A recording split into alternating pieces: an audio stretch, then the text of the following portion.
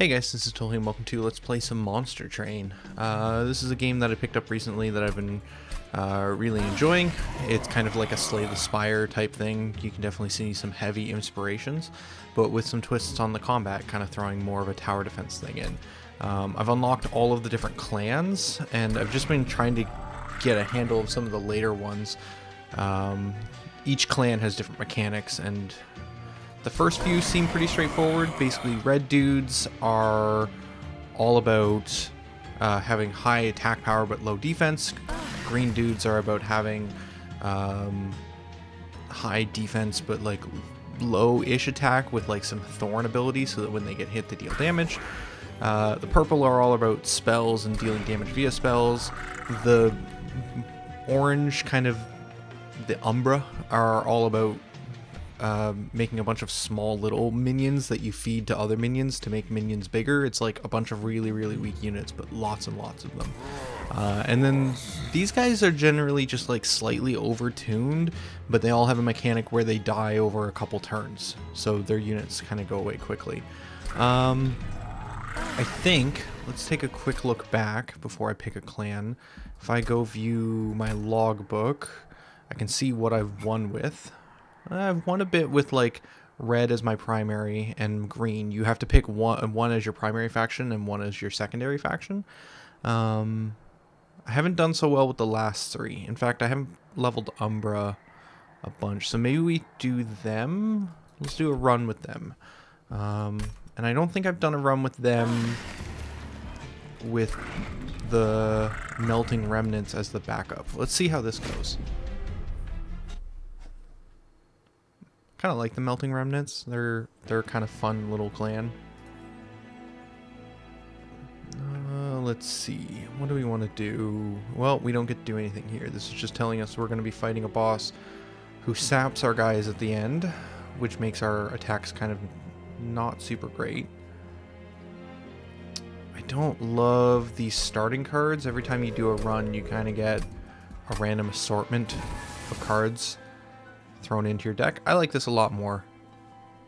I like Packed Morsels, I liked Molded, and I like the Ember Cache. Okay, cool. And then we get some starting stuff. Let's look and see what our starting artifact is. Ooh, Flicker Slicker. Okay, so this thing, when we play a unit, a random card is reduced to 0. Can be super helpful for managing our mana. And then I think I'm going to go with the Architect upgrade on our hero card, which will make it so that we get more pips on our floors. And let's see what floors are so that we can explain that, I guess, broadly. Let's turn the game speed back down to normal, I guess, and move it back up to ultra fast after I kind of explain a little bit of stuff. Yeah, so legitimately my plan today was just to play a bunch of this game anyways this morning, and I've been trying to get more streaming in. I've been playing this game for the last couple days and really enjoying it, and this morning I have some time that I can actually fit in a stream. So, you're going to come along for the ride if you so choose on the monster train. So, we have a core at the top, which when monsters get to it, or when enemies get to it, they will attack and deal damage. If this ever gets to 0, we die. Kind of tower defense-y. Every round, there will be an exchange. The enemies will attack me, and then my heroes will attack back. After that attack, if they're still alive, they just move up a floor. So if I don't put anyone down in these slots here, then these guys will just move up and attack my corner. I think first off, this is going to get consumed, which is removed from my deck. This is also a deck builder, if you're familiar with those. We're going to add 3 embers to the discard pile, so those will come up later. We'll get to draw those in a couple turns. Now, how do I want to deal with this? Seeing as these guys are up here, I guess I'll start by tossing my champion on the top floor to try and block some of the enemies as they move up. Normally they spawn on the first floor, but I toggled on an extra bonus thing that'll give me more gold this run, but means that enemies spawn all the way. Okay, so this guy costs 3 pips, but he gives us plus 2 pips to the floor. These are 2/2. We've maxed out this floor's capacity, and we can't play any more cards. And we're not going to be able to kill all of these guys. So 1 will get to go up the top and hit our core for 3, and then our core attacks back for 20 and kills it. More dudes show up from the bottom floor.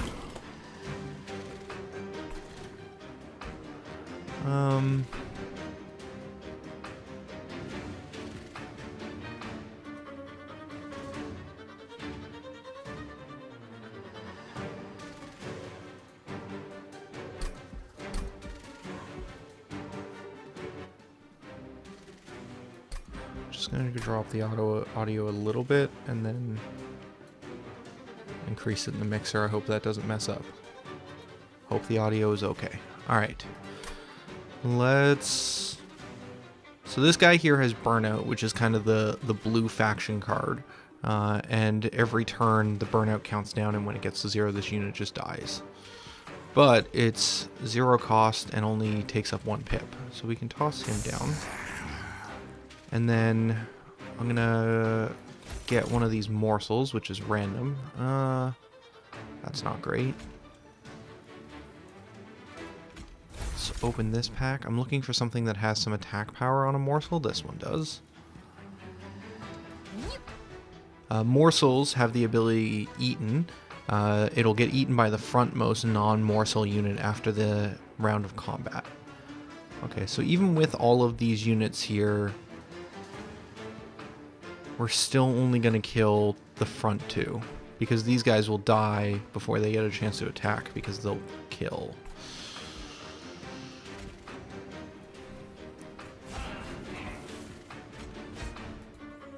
We can reform, which is basically bringing back an enemy that's died and buffing it, but it has burnout, so we'll throw that in front. That'll deal some damage and weaken this thing.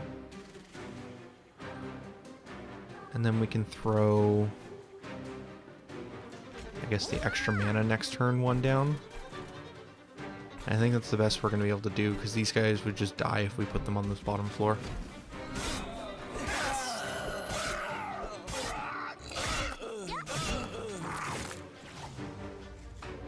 And so that last morsel got eaten by the Umbra guy. These guys dealt some damage. Oh, interesting. I didn't realize that was going to happen. Amorphous subscribing for 33 months or 32 months.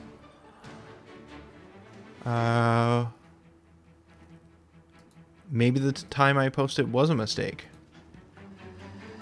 I did. I meant AM on the Discord, not PM. Well, so much for live announcements. Okay, so we've gotten more than enough mana. Let's play these.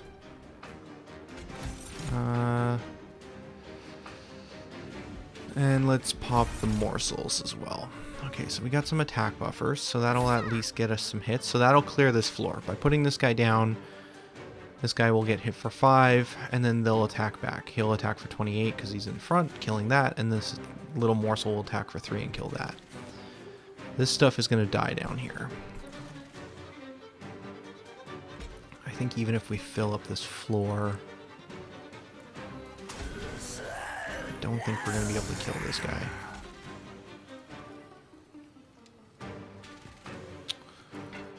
I guess we'll throw down the mana morsel.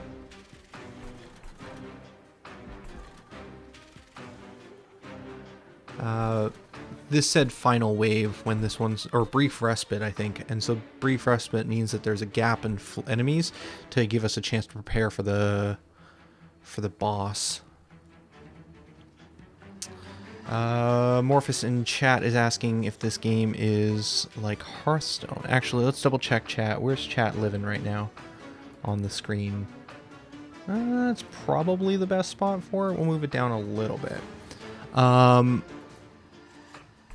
Yeah, I probably should have waited on the explanation until... I gave an explanation a moment ago for the YouTube archives, but let's see. Okay, so basically, quick summary is it's basically like Slay the Spire, in which it's a roguelike card game in which you have to get through 8 bosses. After every boss, you get a chance to upgrade your deck with new cards and to modify your cards with upgrades, depending on the route you go. And then the enemies come in floor by floor. You have to kill them off before they reach the top floor, in which they attack your pyre and deal damage to it. If your pyre dies, it's game over, roguelike complete. And then you move on and start another one. So let's do... I just want these guys out of my deck so that I don't redraw them again, so we're going to throw them down here. And I think that's the best we're going to get, because this floor was full. This one I could have... Honestly, I could have thrown them on this top floor just to feed into my main guy. Maybe that would have been better. He gets eaten. This guy gets buffed. This guy takes all the hits and doesn't get an attack, but then these guys get to attack for 9 and then get eaten. Their burnout's running, though, so they're going to die before he even gets to them because of the burnout effect. Okay, now with reform, that means that I can reform and grab a guy from the graveyard, and that looks like there's 8 available, so that's going to count the morsels as well. So we can get any morsel back that we want as well. So we can specifically choose, hey, I want this attack morsel. I wonder if burnout triggers before eaten, though. I assume it would get eaten before burnout.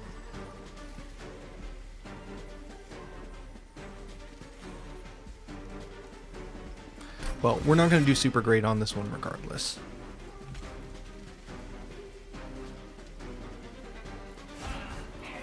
This starting deck has no direct attackers, which is kind of a huge problem.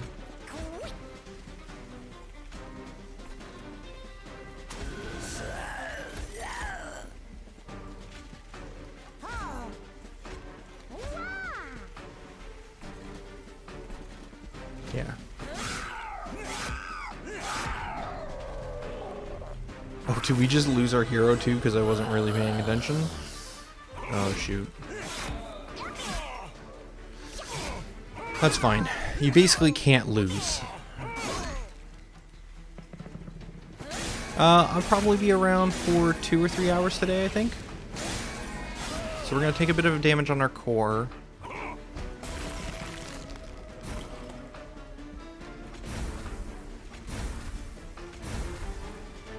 Okay, cool. So this deck seems to be forming around having lots of... Oh, right, we can reform our main guy, so we can bring him back, but he's going to have burnout 1, so he'll die immediately. But probably still a good idea to get some damage in this way.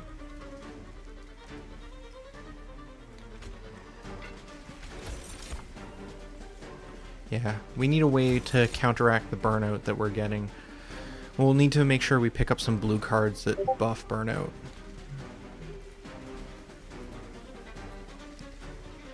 We need to mute Discord. Okay, there we go. Tab muted. Any of these guys have any attack power? This guy has 2, so he could do an extra 2 damage on this round. And then I guess I'll throw some more of these guys down for next round.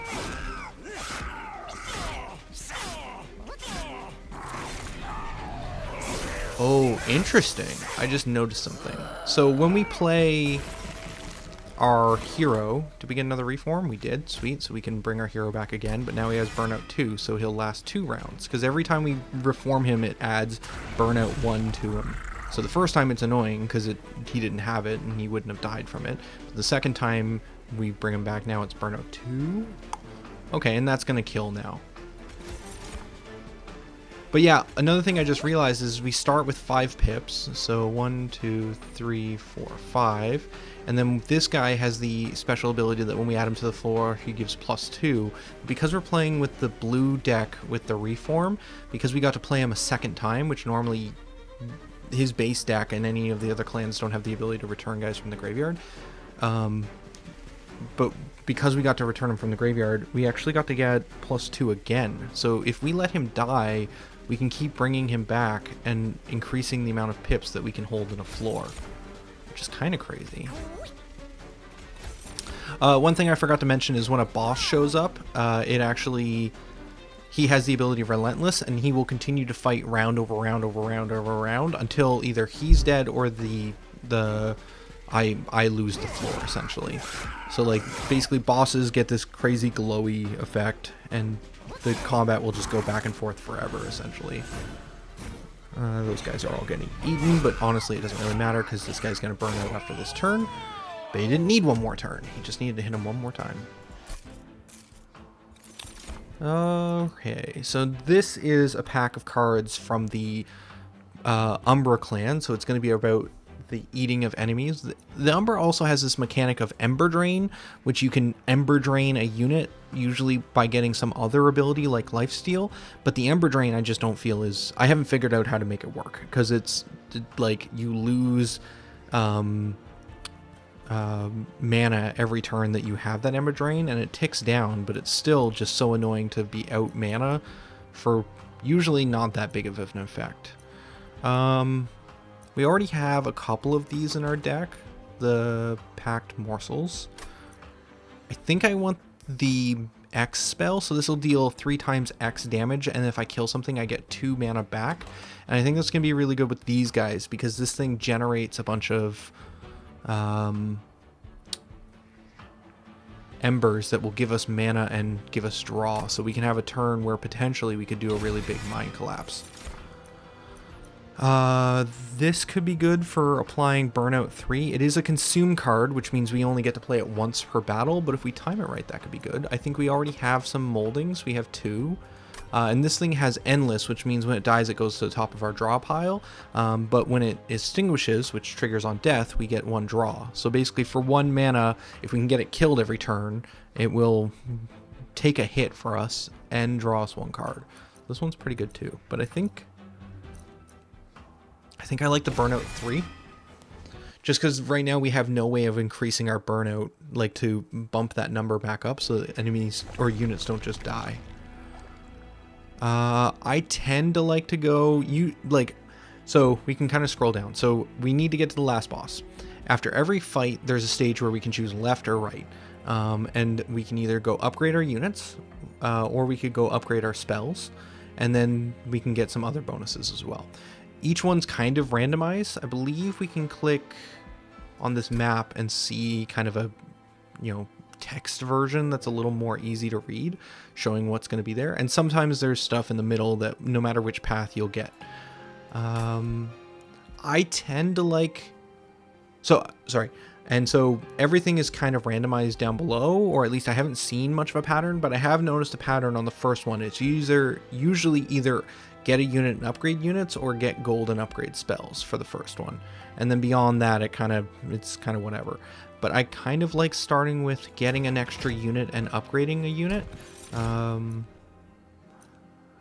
So these guys have the Gorge ability, which is when they eat those little morsel things, they get an extra trigger. This guy gets lifesteal. This guy gets progressively more attack. Interesting. This guy's rare and this guy's blue, but honestly, I haven't really found that makes that big of a difference. Oh, wait a second. That's +2 damage permanently, which means if this guy dies, and we revive him, he will come back with that attack, as well as in between battles, he'll continue to grow. Never mind. I've never noticed that. I've never fully read that text. That's part of the reason I wanted to stream this too, is that I've been finding I've been losing a lot of runs, but it's because I'm moving very, very quickly because I think I understand the mechanics, and then I realize I don't. So in this store, we can spend some of the gold we earned, and we have an extra 175 because we went with the extra objective on that last run. And we can get some bonuses. Now, damage shield is fine. It prevents 2 hits, essentially. But I don't find that... I haven't found that super useful because it's just 2 hits and it's gone. But now I'm thinking about it, and because we have that reform ability in this deck that allows us to bring back a dead unit back to life, the damage shield might be good, because if we're replaying these units over and over again, then that damage shield is actually getting more value. Could even just stick it on one of these simple burnout guys as just a way to put a blocker in front, block some damage, and then we could reform him and use him again and again, whereas this guy we might want to actually try and keep alive. But this thing is going to burn out and die often anyway, so we can constantly be getting our damage shield version back. Let's try that. That seems like a potentially interesting strategy. Amorphous in chat, I think I missed that. It's probably faded by now. It has. But said this mechanic, I assume you're talking about the railroads, is very FTL-like. Yeah, I think in general most of this game reminds me a bit of FTL, which is part of the reason I wanted to try it as well. So I also want to grab this quick ability. We could re-roll and see if we could get another one. Usually it's 2 small 20 gold things and 1 large like 80 to 100 gold upgrade. Quick is one of the nice ones. It allows our unit to attack before the enemy units, which can kill them before they get a chance to kill us. And giving this thing quick could be good. Honestly, I would love to give it multi-strike as well, which allows it to attack twice. But I think for now, let's just buff it with quick.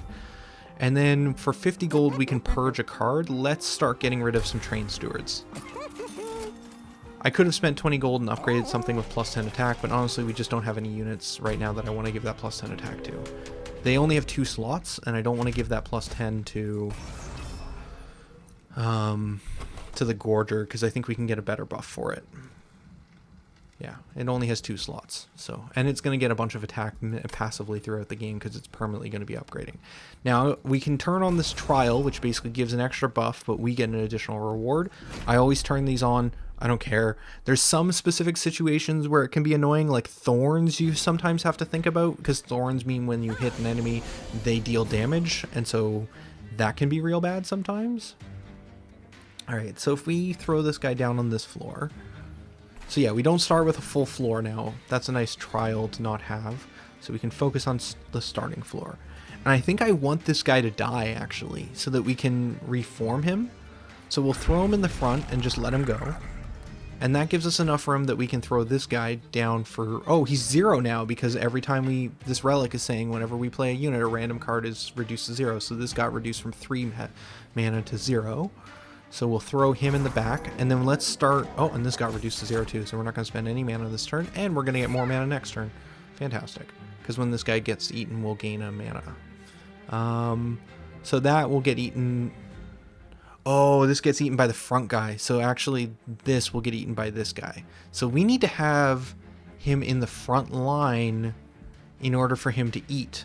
But if he's in the front line... he's going to get hurt. So it's probably better, honestly, to stick the Gorger on like one of the top floors early in the game and just get him fed. And then we can worry about using him to attack later in the game. All right. I'm not going to use this burnout because it's just going to end up dying. I'll hold on to it. This has no attack.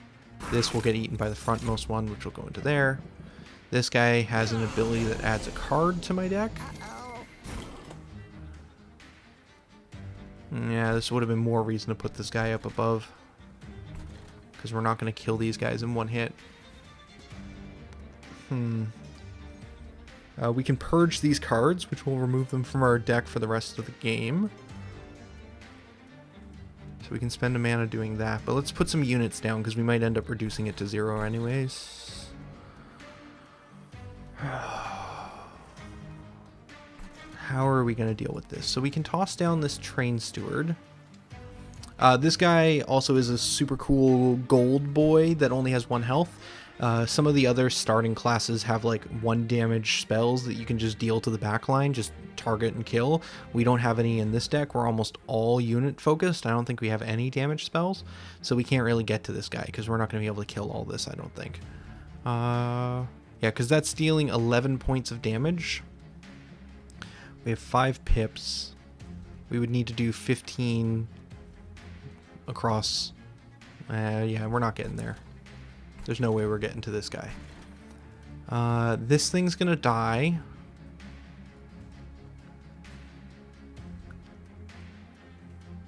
See what morsels we get.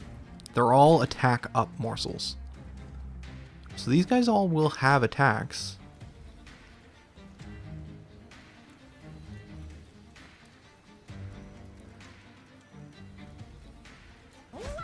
This guy has 8 health. If we throw him in front, he'll take both the attacks. Then we can morsel. This is 0 now. We can get that out of our deck forever. We can get another morsel. This one also has an attack. Oh, but we're out of space now. Okay, well, we'll deal 3 damage to this, and that'll be that. And then this thing we can pop down here, and then this will die, and this will get eaten by this guy. And then we can do basically nothing to this floor. And then I don't want to play this card yet. And then there's no non-morsels on this floor, so yeah. Oh, I forgot to mention the little 1 health guy, when you kill him, you get extra bonus gold. Okay, so that got eaten. So this has a permanent +2 for the rest of the game. And it has another 2 from the morsel at 8. We have a respite round, so no enemies.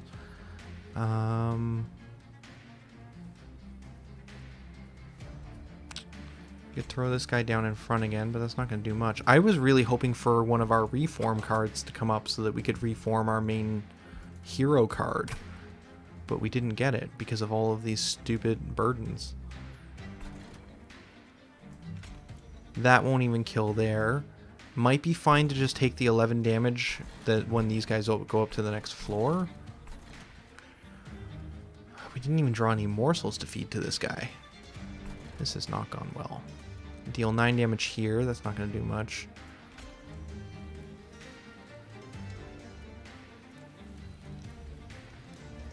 I guess we block some of our morsels from dying.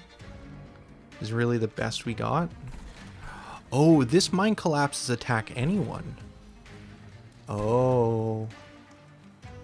Okay. Well, then we could kill this guy.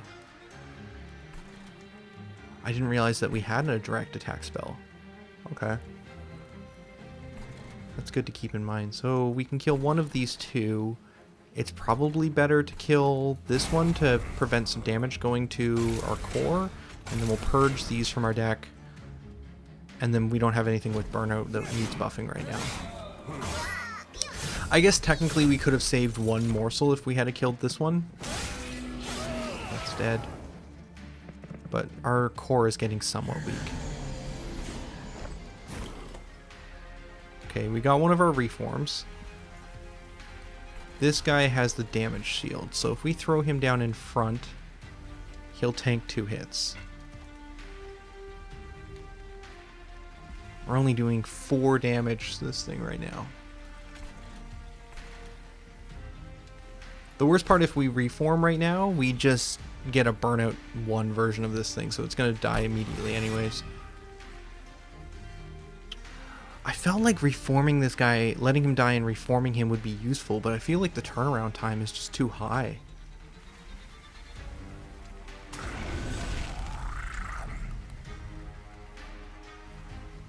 I'll do 38 now.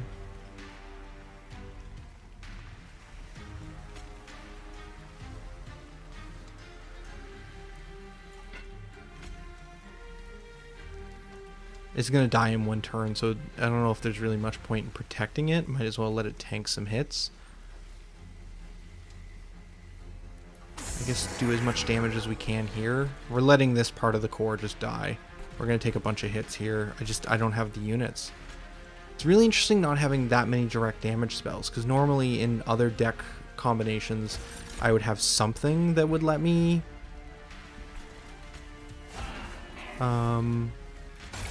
deal with some of those backline guys, which would help reduce the damage quite a bit.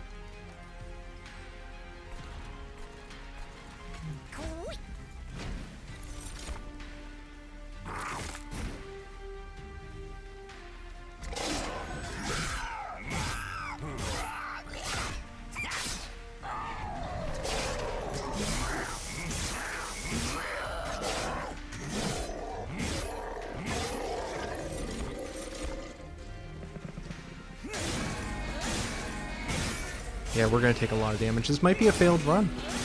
I'd never played this combo before. It's very different from what I expected. Like, because it's all unit focused. That's the thing. Like, blue is very unit focused on reviving, and orange is very unit focused on making a bunch of little dumb guys. And maybe they just don't work super well together. Yeah, we got nothing. Like, literally, we have nothing. This guy's just going to die immediately. Let's purge these from our deck.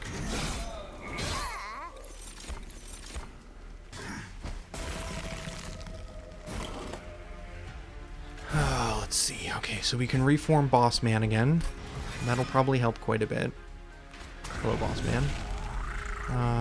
Then we can make some morsels. We can feed those to Boss Man. Giving him lifesteal might get us another turn in.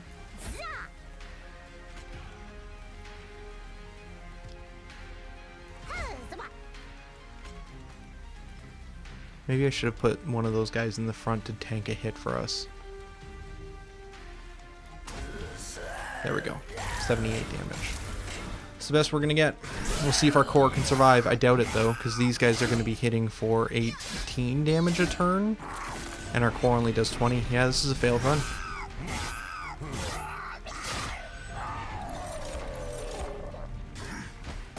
I don't think I've failed a run on round 2 before. But I'm streaming, so of course I did.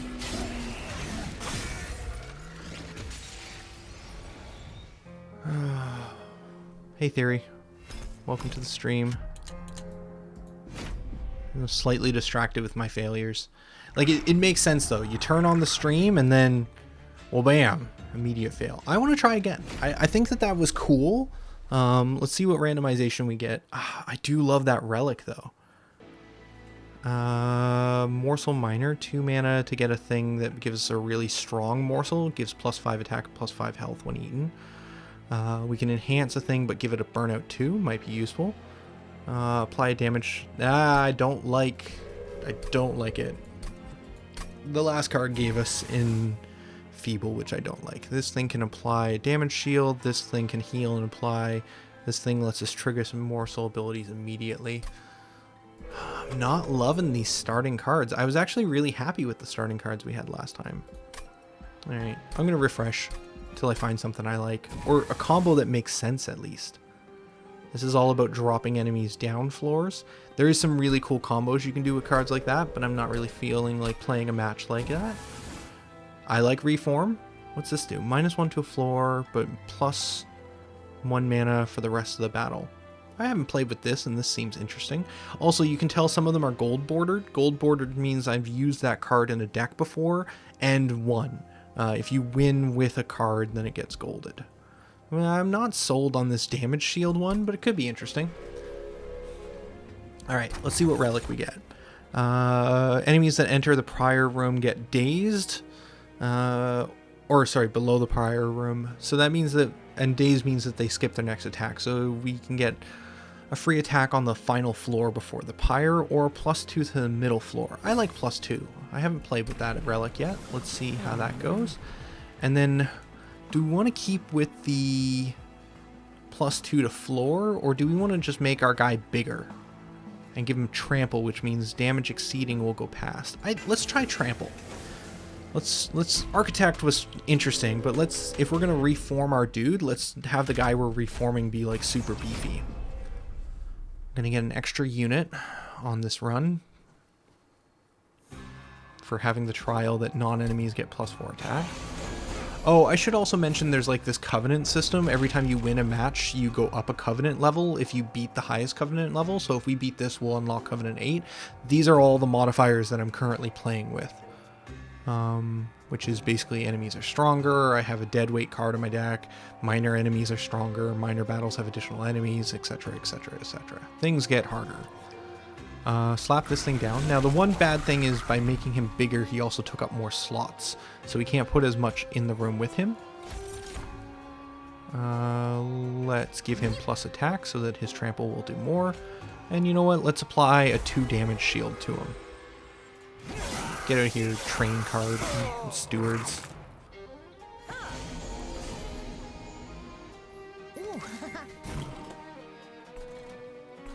Okay, let's slap down one of these guys here. He'll kill the collector for us. This is going to trample all over this, but we're going to take a bunch more damage. We could have this guy tank. Oh, he's 2 pips and we only have 1 pip available. Hey Bagel Bro, welcome to the stream.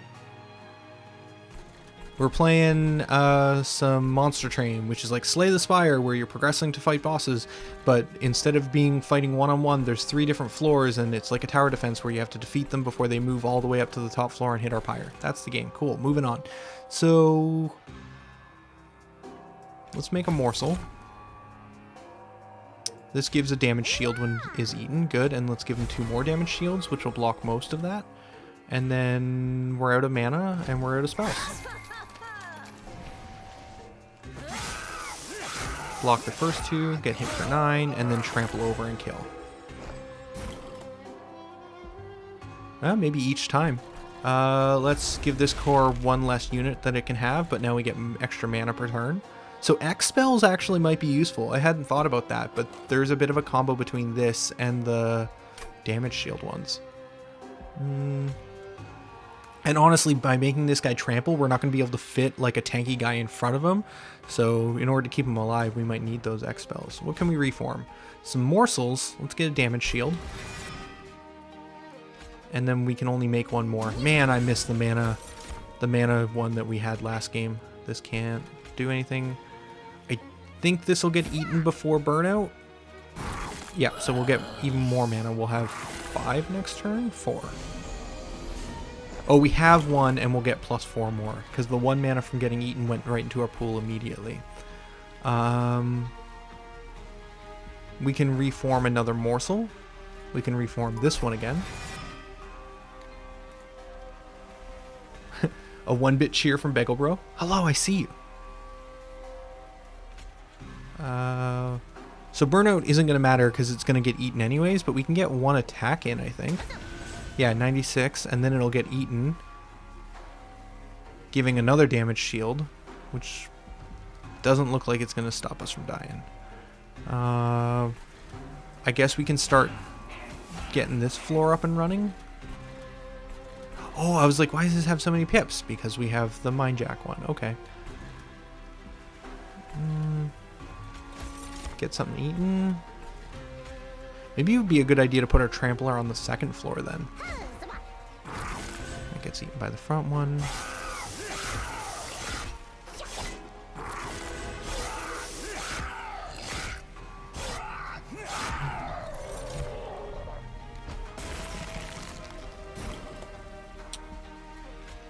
This guy does the most damage, so we'll put him in the back. Let's get rid of this. This thing has reserve, which means if it's in my hand at the end of the turn, it triggers, and it would deal damage, so let's just get that out. And let's put another guy in here. Still not going to kill him. Off by 1. Okay.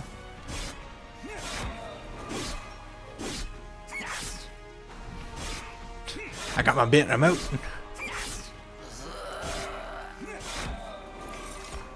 Alright, now we just need to survive to be able to hit once. We got the reform though. Sadly, if we reform this guy, we don't have enough pips. We can only fit a 2 in. So we could reform the morsel 1 more time, which is hilarious to me, because I think this might do it. This morsel is the most powerful morsel of them all. In fact, I think it won't even get eaten because this thing will dive beforehand, which is amazing. Let's get this out of here so we don't take any extra damage. And maybe we'll make 1 more morsel. I love the ultimate morsel. Wah! Take my fancy food!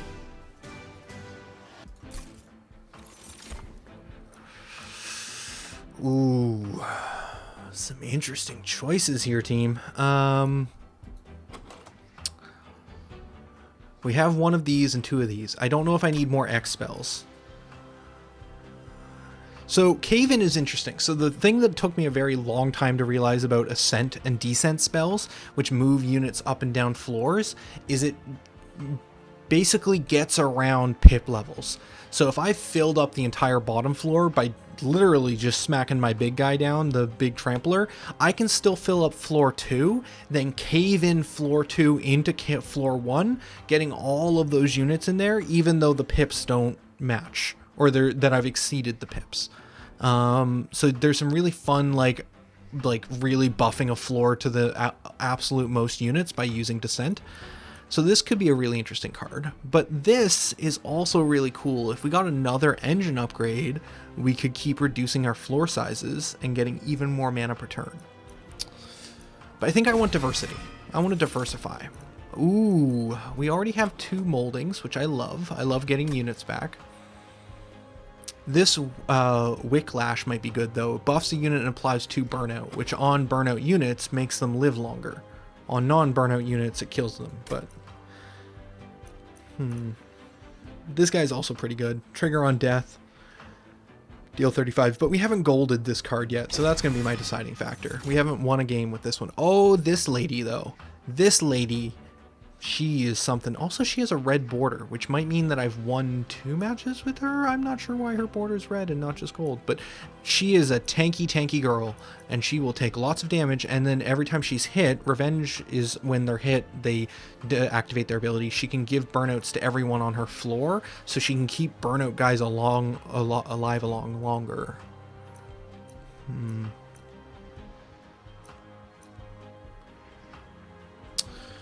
Yeah. Oh, here's a question, which I had not considered. Does Eaton trigger Harvest? I had not really considered the Harvest keyword. Oh, you are one step ahead of me. I think you got there before you caught up with the stream. All right. Again, I haven't golded this guy. Let's see it, Theory. Let's see. We're trying this whole morsel strategy, so we want to try and grab some harvest cards then. I could upgrade spells if this was ever the deck to do it. Maybe this one. I could upgrade this potentially. There is a special upgrade you can get that can remove consume, which would let this card exist forever. But honestly, if we have the Wickless Baron, let's maybe try and double down on him and upgrade him a bit. Do we have any duplication nodes coming up? Yes. So this thing on the next floor allows you to duplicate a card. So if we upgrade a thing, we could duplicate it with the upgrades.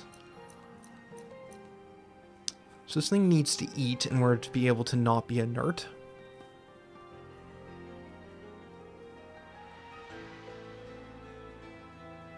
That has to have the fuel keyword in order to be able to attack.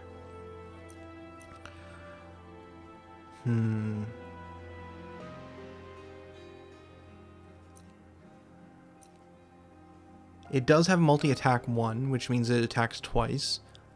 So it would deal 50. But I have to keep feeding it. Hey Kazukish, welcome to the stream. We're playing Slay the Spire, which is a game in which you move down. It's like we're playing Monster Train. We're playing Monster Train, which is like Slay the Spire, in which you move through a series of boss battles trying to get to the final boss. In between each boss, you get to pick some buffs. You have a deck. It's a deck builder, and I'll talk about the combat when we get to the combat, which is different and neat and interesting. Then I don't have to do my explanation. Thank you, Kazi. I don't know if I want either of these, to be honest. Like, more units right now is a good thing, but I don't know what this deck's strategy is. It's to get lots of mana.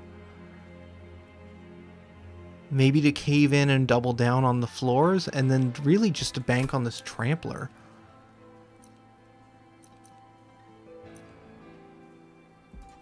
I'm going to take 10 gold. Maybe that's a mistake. Large Stone. Make it have an extra pip, but it has a bunch more buffs. I don't think I want this guy to be large. We're going to be running into floor space problems.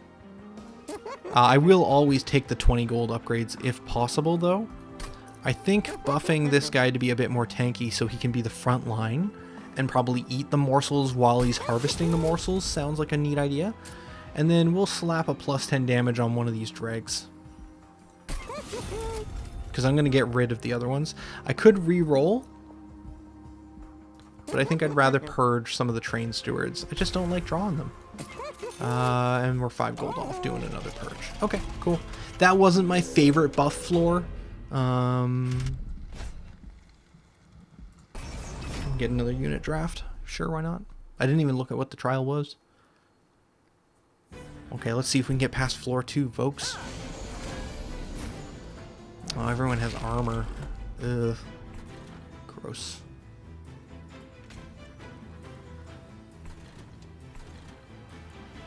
We didn't even pick up any morsels. What are we even doing? This room has 5 pips. So what if we did this? Throw this guy up here so he can deal with anything that's been weakened. Let's try and tank some hits. Let's not needlessly kill people, though. And then let's apply a 1 damage shield to this guy.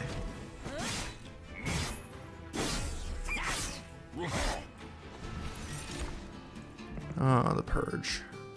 Sad. Alright.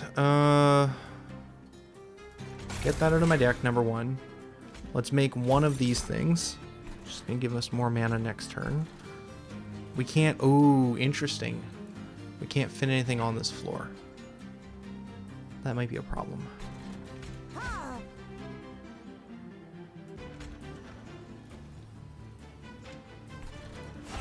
We want to kill the thing for the extra gold. That's what we got.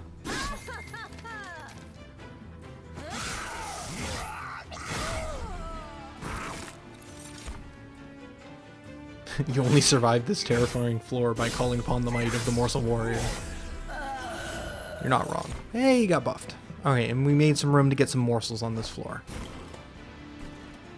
Which we got 1. Okay, what's happening here? We're doing some damage. This will die. Good. I hate these things. Man, I miss damage spells. Nothing's in threat of dying. We're just not doing enough damage.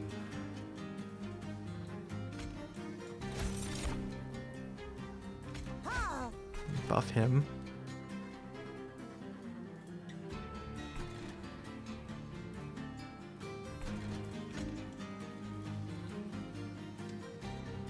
That doesn't seem worth it.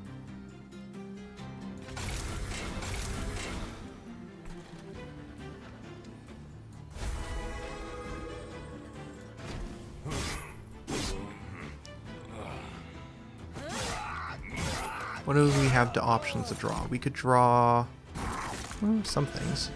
Honestly, I would love to get the cave in just to drop this guy down for the boss. Never lucky. Alright.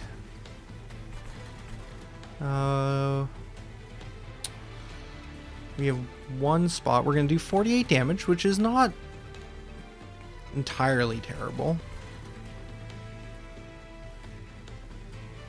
We only have 1 pip available. Let's see what we can reform. We can get some more morsels. Could also get this 14-point guy. How much damage are they dealing? I think a lot. Yeah, let's get another dredge. Okay, so right now this is hitting this, and then these guys are knocking off my damage shield before it really does much.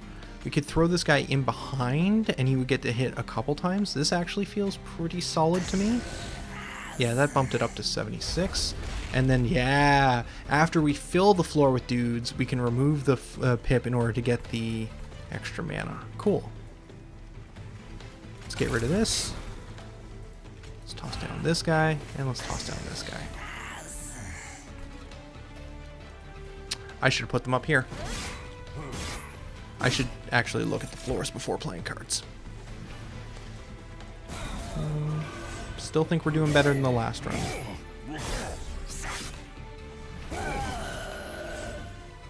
Oh, I didn't realize he had sweep. Okay, I think people might have the idea here. We're going to bump it up to fast at least, and we'll slowly, as we progress through the stream, you can bump up the speed. Yeah, we just didn't buff him fast enough. We need to get more morsels in there. Yeah, we only took an extra 2 damage on our pyre by not putting these guys up here, because they would have hit that front one so that it died in 1 pyre head, but... cave in, you're too late. We can reform, though. This is going to be burnout 1. It's probably better to get this guy back. Slap him up here, and then...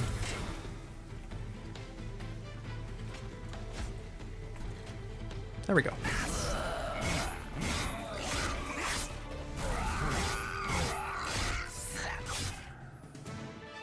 I totally worked out that math. It's awesome.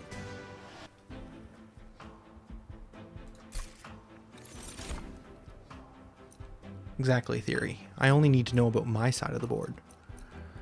I hate Enfeeble. Or, sorry, I keep calling it Enfeeble. It's Ember Drain. That is the word, Ember Drain. Ooh, damage spell that when you slay, you add 2 uncommon morsels to your hand.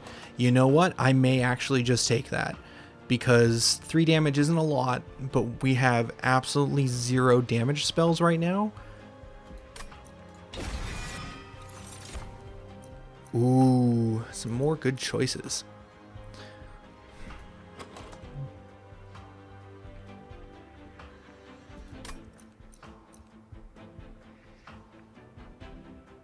I think this guy combos well, this extinguish ability.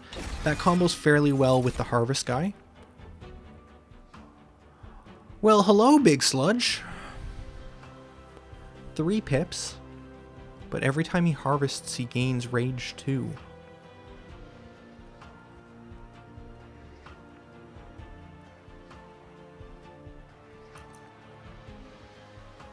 Harvest gain 5 gold. I think it's got to be Big Sludge, right? It's got to be Big Sludge. So this heals health, which I don't love. And honestly, we didn't get that many good upgrades from the first run. Normally, one of my favorite strategies is to upgrade a card with like Quick and give it an attack buff or something. Give it some really good buffs right off the bat, and then come and duplicate that card. So I have 2 cards that has those great buffs on them. But seeing as we don't have any cards with good buffs, I think I'm going to take more units and another artifact. Deal 5 damage to enemy units when a burnout unit dies, or friendly units have lifesteal 2. I'm going to take lifesteal 2 for our Trampler boy. When you summon a morsel, create a copy. Yep, sure, I like that. And then it's time for some good stuff. The Bone Shaker makes its way through... I've never read this text before. The train is called the Bone Shaker. It's amazing. Through an abandoned train yard. The once bustling workshop is now eerily silent. Eerily silent and empty, picked over by scavengers. Through its rubble, you're able to make out a couple of things that may be useful. A large hook and some quick releasing doors. So we can either get 0 damage consume ability to send a unit to the bottom floor and apply daze 2, which means they skip their next 2 attacks. Or we can pull an enemy to the pyre room, which I feel is not great, but it has daze 3, so if we have attack 20, we can basically kill off, I guess, 120 health guy.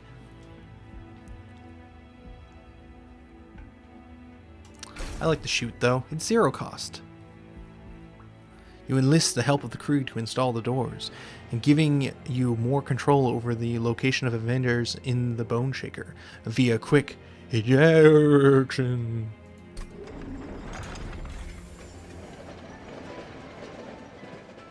That's how you read that, right? It's important to pronounce things correctly. If years of streaming has taught me anything, it's that you guys demand proper pronunciation. Demand it.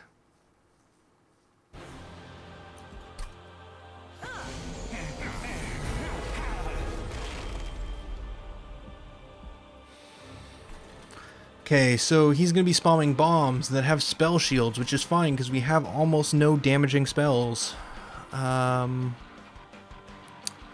We could slap this guy in here and he would do something.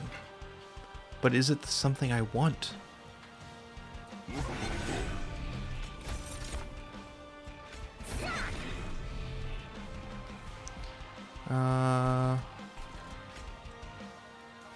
Sure. Let's get extra mana. Let's drop this guy up here. Oh, this thing heals 5, so we'll deal 5 damage and then he'll heal 5, so nothing's going to happen on this floor.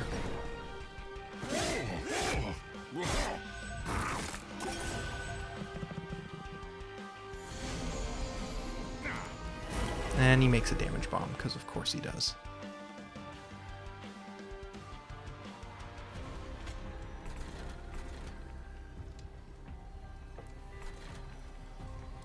So this thing has lifesteal 2 now because of this thing. So this thing is going to keep itself healed. So it's going to take damage but heal itself back up.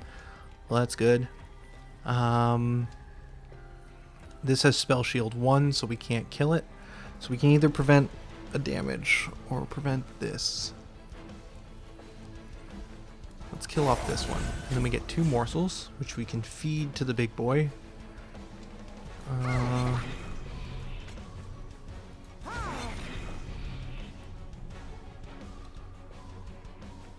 I messed up. I should have played this first. Actually, the correct order would have been to play one of these, play this guy, then play the second one, and we would have went 1 pip over with the extra summoned. But we'll still slap him down. We still have more mana.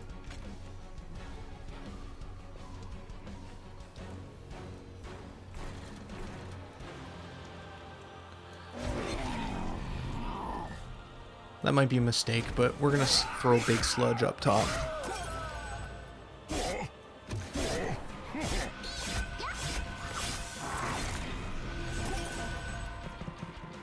Yeah, Harvest definitely triggers off of morsels. So this is going to die, and this one's going to get to the top. I don't think he can hurt my core, though, so I think that's fine. I don't need to worry about anything up here. We could cave in. I actually really like cave in. What if we did... add a morsel. Lifesteal. Let's get 2 of those. Add a morsel. Apply that here. Cave in. Drop everything to the bottom floor. Now we have all the pips. And this guy still gets +8 health. Because he's going to eat everything. We could apply damage shield. Oh no, we have 0, so we can't. Do we want to drop 1 more guy down? I mean, there is a hard limit of 7 units.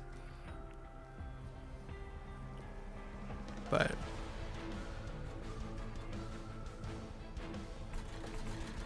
yeah, I think we'll leave this. We'll let the... yeah, we're going to let it roll. Let it roll.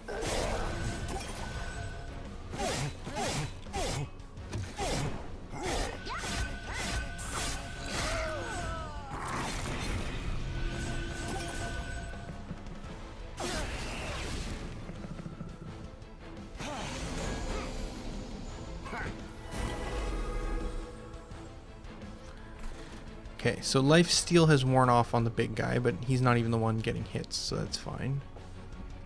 There are 5 units we could reform. I'm going to guess those are all morsels. Let's take a look.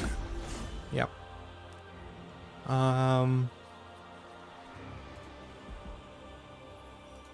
Let's get this one. Let's give more lifesteal to the big boy.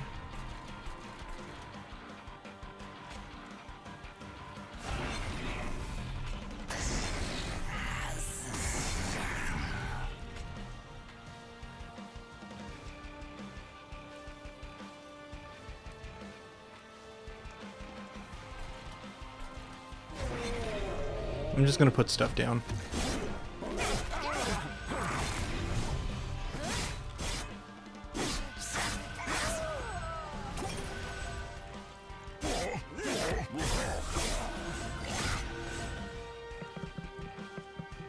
The bad problem with like doing this setup now is nothing else is going to die.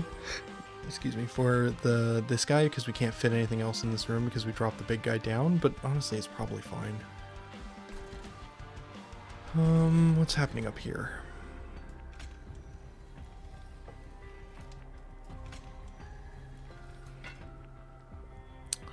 This is not gonna die.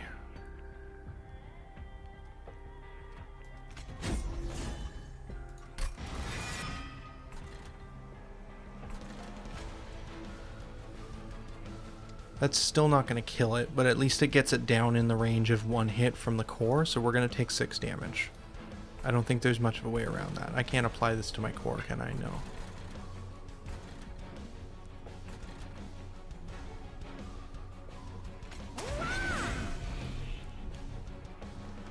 Yeah, that'll get it down to 10 health. I'd rather have the morsel get eaten.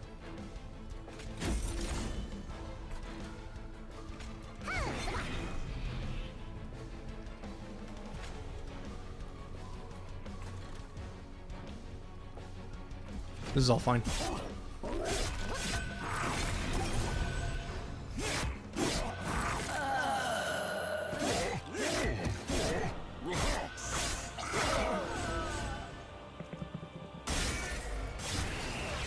Yeah, we took that 7, which is unfortunate. But not the end of the world. Oh, look, we just win. He's going to just die. I never explained this, but these little spots here, this is showing the preview of what's going to happen. I assume that was fairly obvious.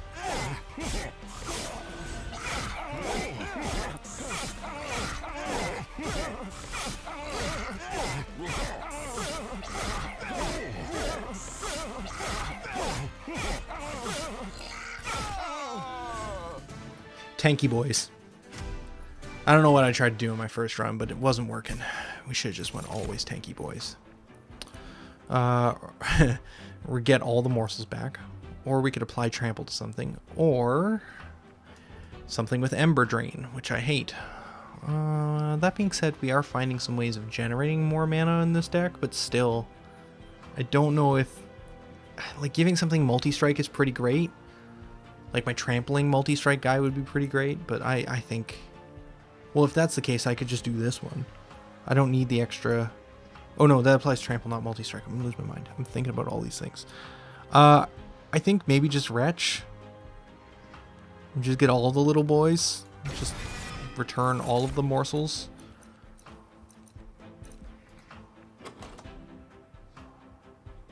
I wonder how Wretch interacts with return consume morsel units to your hand. I wonder how that interacts with Reform. If we've reformed it a few times and we Wretch, do we get the buffed version? I would assume so. We don't really have a lot of space. I think I want more spells. We don't have a lot of space. Let's get more space.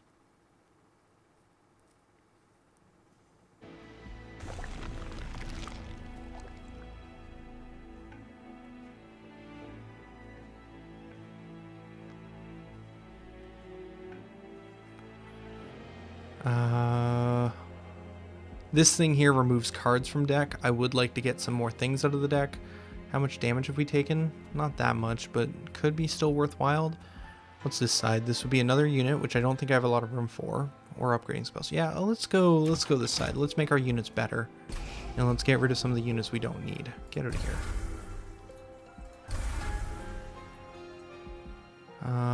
Upgrade our champion. So can we make them even bigger? We can't. So we can either go Monstrous 2. Oh, that's going to increase the pips even more. He would literally take up the whole floor. Why not? He's taking floor 2. We've got that extra room in there for a reason. Let's do this. And upgrade Eternal. We can give something Endless. So Endless says that when this unit dies, return it to the top of the draw pile. So we can have things that we want to die, like literally we wish them to die, like this thing, which has an extinguish ability of stealth, and we can have it so it's just dying all the time, and it's just giving stealth to the back line. We can also buff a burnout guy.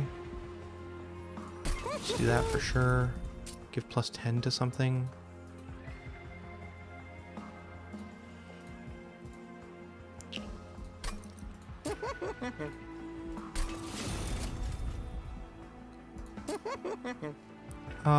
Plus 10? Maybe to the Morsel Maker, because he's just going to sit in the back line, so let's just make him stronger for when he's hitting. And then we'll do a reroll. 5 gold off. Shouldn't have bought the stupid thing.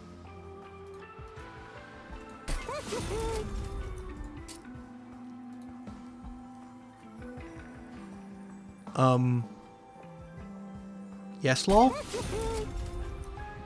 Yes, lol. I think the answer is yes, lol. So now that thing's going to be endless and have a damage shield too. So we're just going to always have a frontline defender.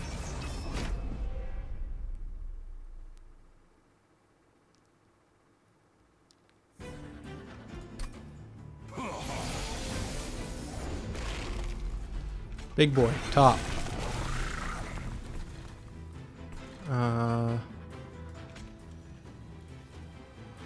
Sludge. Morsel.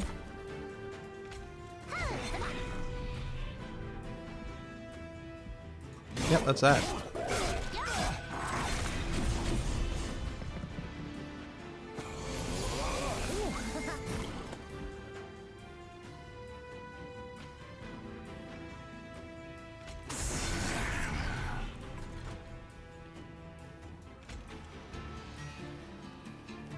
It'll still leave one spot for a morsel.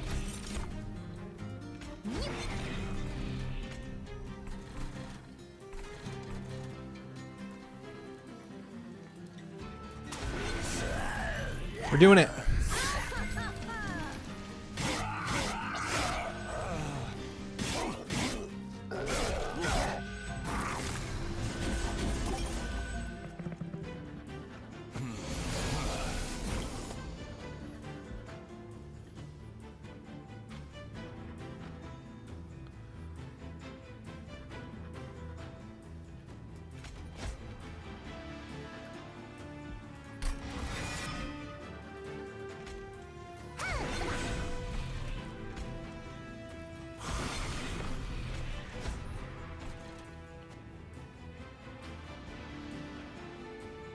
Sweet.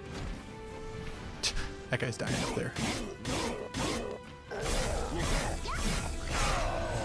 So we're going to have a hard time because we've just moved all of our guys down to the bottom, and we're not going to be able to deal as much damage as we need to be able to finish this. So we're going to have a hard time with this next floor, but the bottom floor is going to be on lock for the rest of the game pretty much. Let's get more mana for less room. Let's kill the healer. Throw this guy down. Morsel. Here. Wretch. Oh, only 2 have died. The burnout version does come back correctly. Interesting. I think we use these guys as blockers so that this guy doesn't die, I guess. He gets the most damage.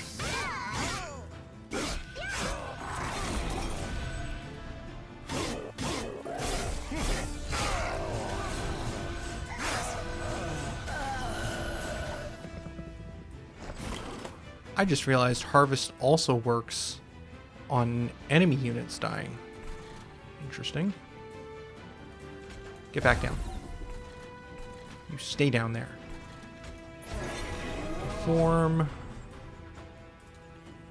Let's make this guy bigger. Cool. 4 turns should hopefully be enough. Let's make a morsel.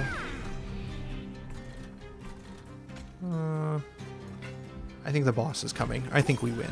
I think we win. I think we move forward. How's chat doing? You guys still playing chess?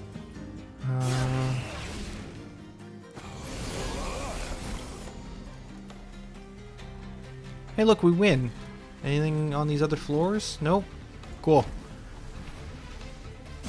So that cave-in's working out pretty well, huh?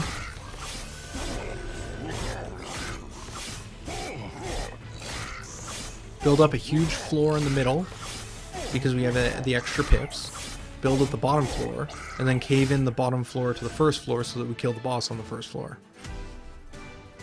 It does mean that we have a hard time getting morsels into the bottom after we do it, but... Ooh. Now, I said that, but I don't think I need 2 cave-ins. I think I just need to set it up 1 time. Apply damage shield 1. I think we want the Ember Cache. It's long-term goals, but reform 2 random units could be useful. 0 and consume. Trigger a unit's extinguishability without killing it. I think the only one that we really have for that is the stealth guy, but that could be useful. Gain 1 mana for every friendly unit who's died this battle. That can give us a lot of mana, which could combo actually with the X spells we have. I think that for the most part, space is a major concern. So reforming more units isn't what we need. And I think triggering 1 stealth isn't as useful as being able to get 1 turn where we have all the mana. All the mana. If we could have all the mana, that would be amazing. Or Ember, I guess technically it's called in this game. We don't need the health. but upgrading spells would be nice. But I think I'd rather get... This is a Merchant of Trinkets who allows us to buy trinkets. Surprise, surprise. Deal 2 damage to the rear enemy unit when a morsel is eaten. Or X cost spells get +3 to their X value when played. So that means that these would become a 0 cost apply damage 3. That also seems real good. I can handle all the mana. I can do it. Teeth of the Golden is interesting, but I honestly think our strategy... Like, yes, we want to eat, we have the harvest ability, but like... I don't know. I think I'd rather do it this way. I'd rather set it up so that we're really going all in on the plan of dropping middle floor to second floor. Or to first floor. Second floor to first... Going... Middle to bottom. Ember deposits frozen in place. Collect around the ground. A byproduct of the pyre. These energy sources have gone dormant. At closer inspection, one mound of this rubble seems to have something more powerful protruding from it. While you could take the protrusion, removing some of the ember deposits and hauling them from the area would eventually revive them with some power, granting you something later on. Yeah, I want the rubble. The rubble becomes like get mana and draw cards. And right now they're garbage, but if we hold on to them until I think the end of the next boss fight, they will be helpful. Alright, let's look at what we got for trinkets. Oh, that's nice. Oh, that's also nice. We can only afford one. I like all of these. I think the stuff costs 0 is interesting. We don't really have anything too big. And we're now have a couple ways of producing mana. But we don't have that many extinguish abilities either. It's only the one. But it is endless. So we could do stealth 2 every time that thing dies. Protecting our backline indefinitely.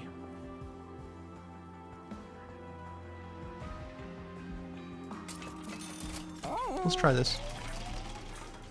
We'll see what happens. I could have spent 75 gold to remove another garbage unit for my deck, but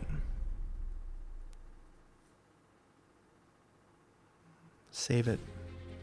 We're gonna save it.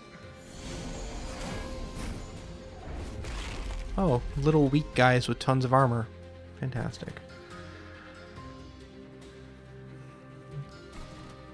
They only hit for 2. But on death, they buff other enemies. Okay. Drop him there.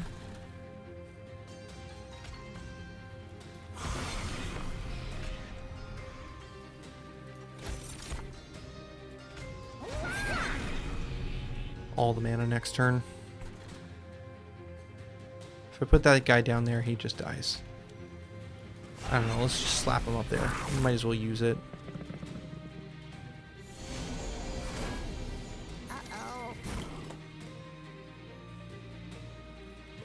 It looks like he does enough damage to kill all of them. Great.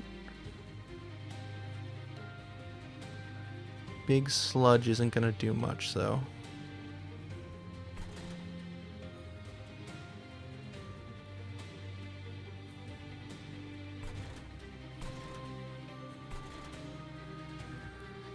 Huh. Interesting. We got some options. I think we put Big Sludge on top. Then we apply Damage Shield 6, Damage Shield another 3 for a total of 9. Which is unfortunate that we lose some of the ticks right off the bat, but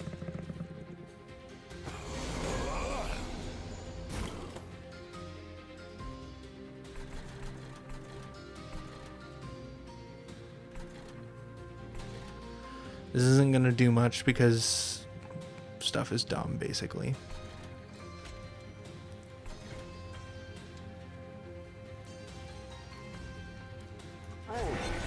Seems fine.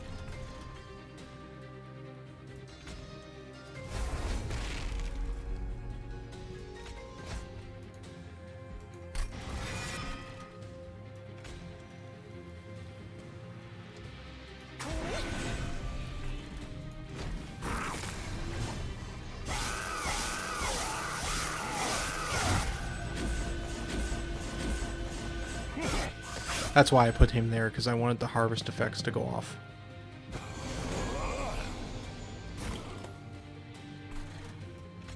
Let's get some embers in our deck for sure.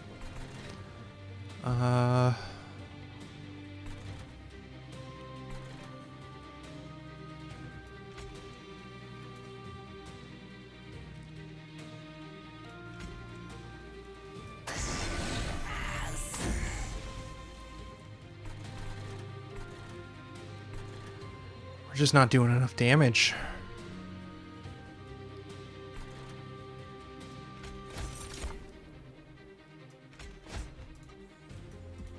Get stronger, morsel. Get stronger. How much damage do these guys even do? Like, nothing?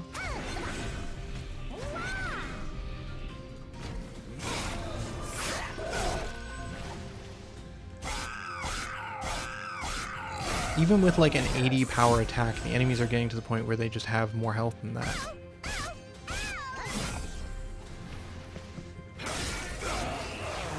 It's because we're not utilizing all the floors. I think it's the biggest problem right now. Yes.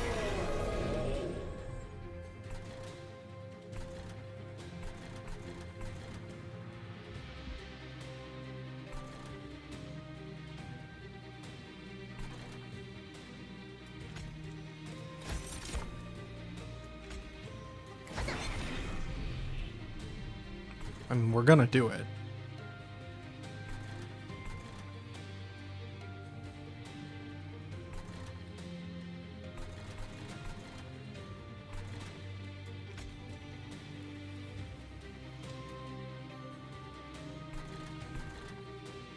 I could daze to my own unit.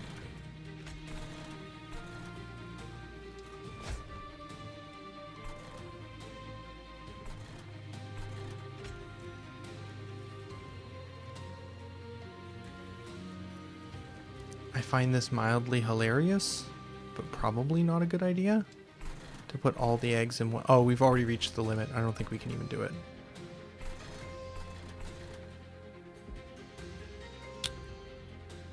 Yeah. Core is going to take some more damage. Things were going well until we beat that last boss, and now this stage it's up the difficulty one factor, and we have not built our deck up yet to deal with that factor upgrade.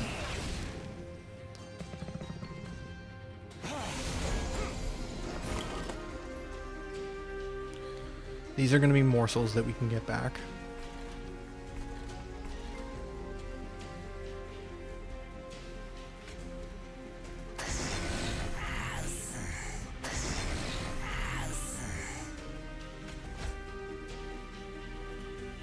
Well, let's get another one of these guys back.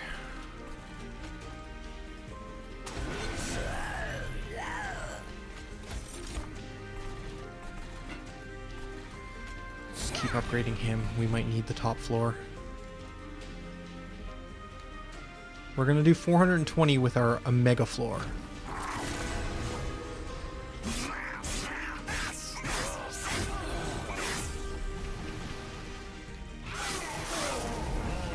I mean, a good reform on our Trampler could do it.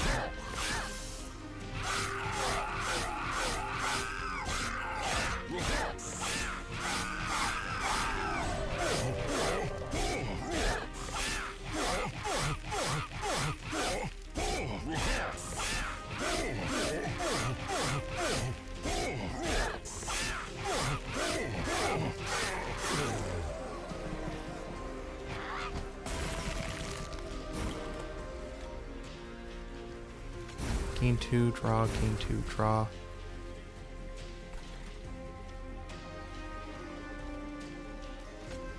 We got the reform. Can we even fit him anywhere, though? Nope. Should have thought about that beforehand. Whoops. Okay, this is dead then. We could have got something else instead.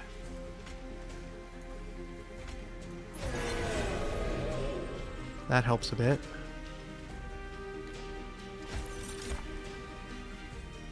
Where's the buffed one? Give me the buffed one.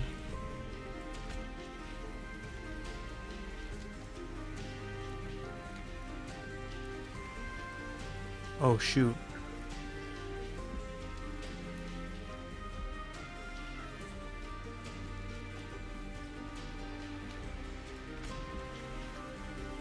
I want to go here.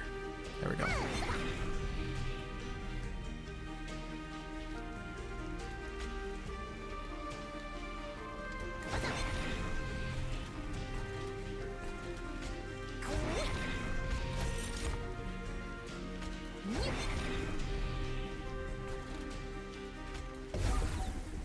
Can daze to him. I think that's the best we got, though.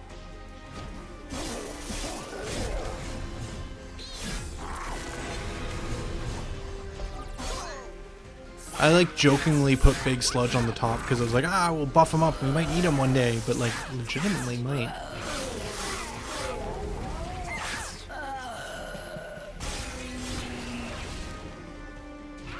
He's got to finish this for us. This helps a little bit. He tanks like 3 hits. 4 hits? Which, because this guy multi-attacks 5 times, it's not actually that much. I don't think that puts us over.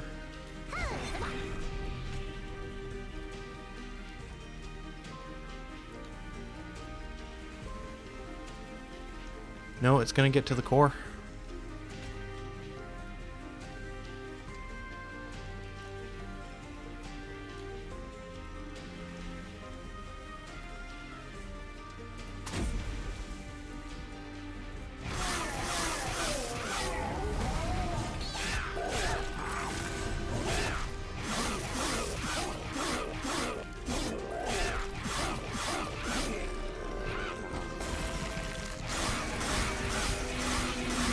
One hit. 1, 2, 3, 4. Okay.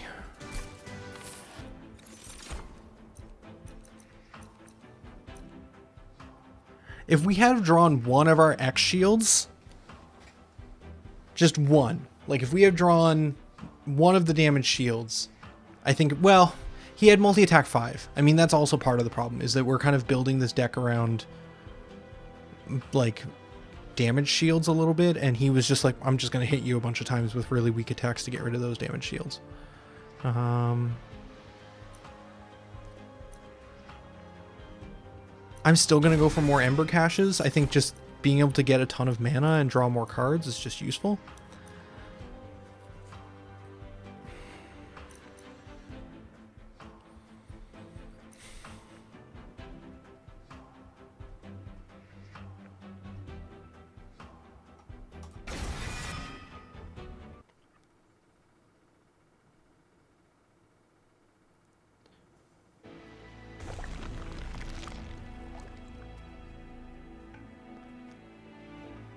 Let's get some spell upgrades as well as some extra health. Let's see what's here first. Oh, heck yeah. I've seen this event before. Shards of the pyre, remnants of the once great beacon of hell, are strewn about. When it was extinguished, the shard pyre must have been ejected through the hell vent across all 9 rings. Taking advantage of the opportunity, some entrepreneuring soul decided to set up a still near the hell vent, converting what energy remained into potential potent liquors. While the owner, or maybe yeah, it's liquors. While the owner may have heard you coming and scrambled off, some of their product remains. So we can either get a thing that makes our pyre stronger, or we can get a thing that heals our pyre. I like this, that way we don't have to go for pyre heals anymore, if we manage it correctly. You can tell that someone must have been drinking from the open container near the still, so you make what you hope is a more sensible decision and take some of the liquor from there. It can't be that bad. If whoever made it had been drinking it, they must still be alive for now.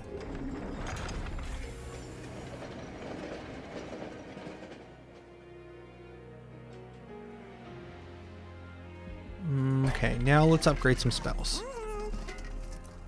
Double stack. Double stack says status effects added by this card are doubled. So that would times 2 this effect. I think that's better than the days.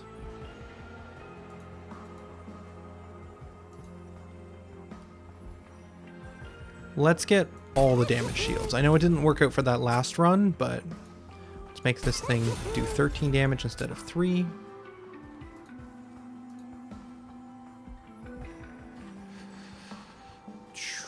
Let's make Cave-In cheaper.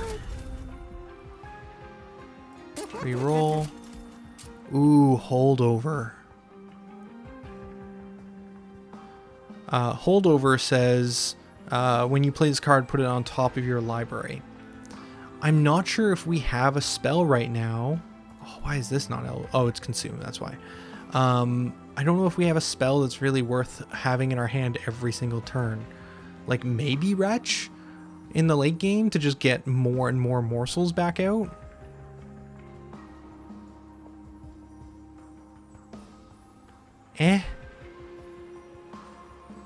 Like kind of maybe Reform so we can always bring a guy back to life. It takes up a draw spot though. That's the big thing. So do I really want to have Reform every single turn? I think the answer is yes.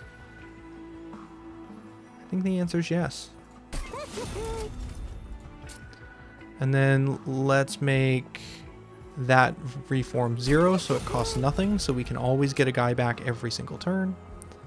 And then... Oh, this is the Consume one. So this status effect is give something plus 20 magic power, but then it gets consumed.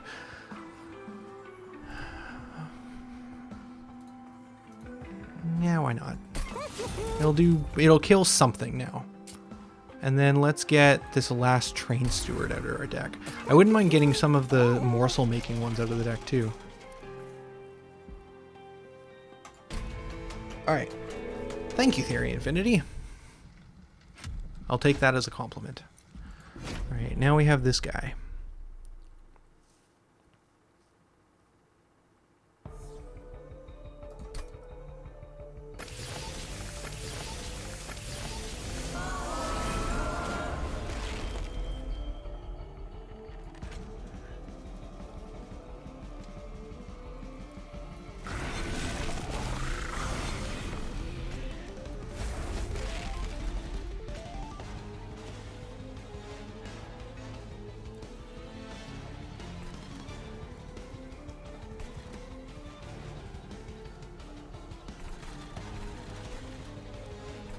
Meh.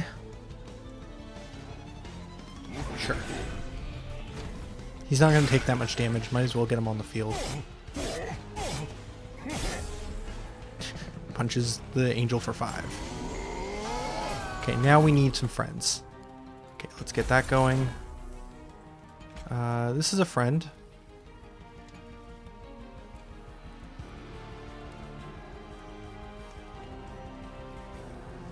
Yeah. Doesn't give us a lot more room down here. Still not even going to do much damage.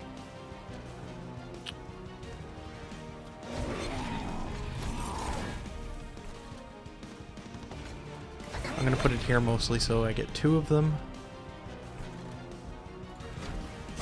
Not some great draws. Most of the cards we're getting is more endgame cards. We're gonna have 4 mana next turn, so enough to hopefully do something.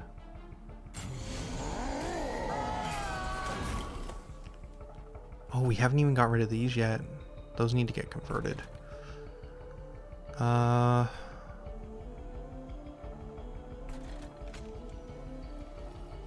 shield? I don't think it's time for Cave-In yet. So I think this is just another dead hand. We're not even gonna kill this guy. Come on, really? This is not working out.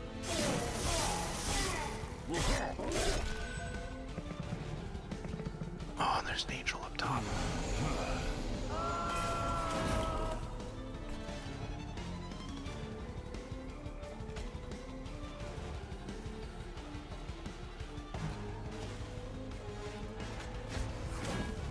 Time to make this guy the biggest boy.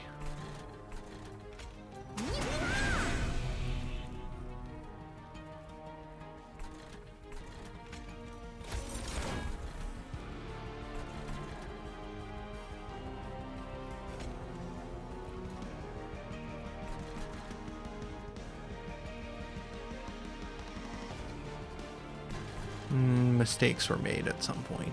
Okay. Heal 12, because this thing's going to get hit. There's not much we can do about it. I'm going to throw that guy away to die just so he's in the reform pool rather than in my deck.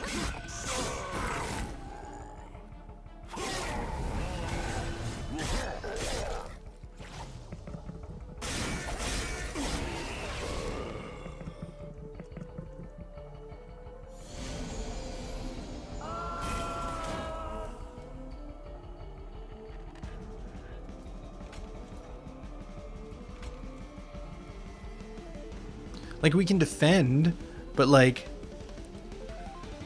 it just isn't doing much.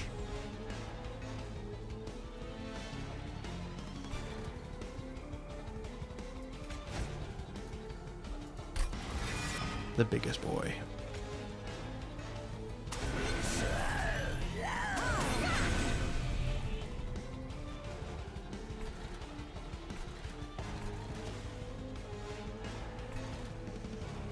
Core is going to take another 4 damage. It is what it is.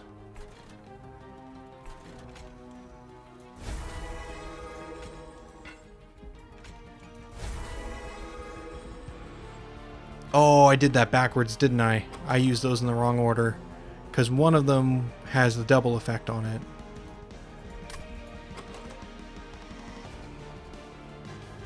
Yeah, I played the one without the double effect and then the double effect one because it only did 6 on the second. Ah, upset. It's fine.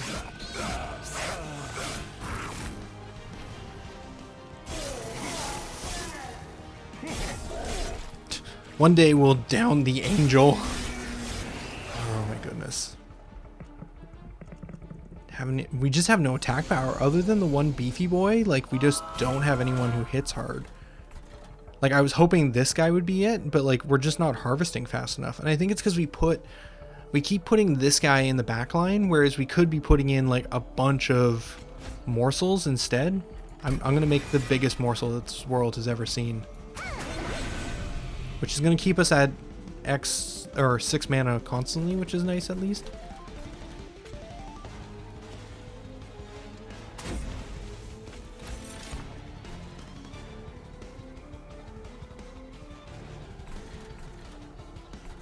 Yeah, these guys are just getting up to the core and doing a bunch of damage, and I'm just not stopping them.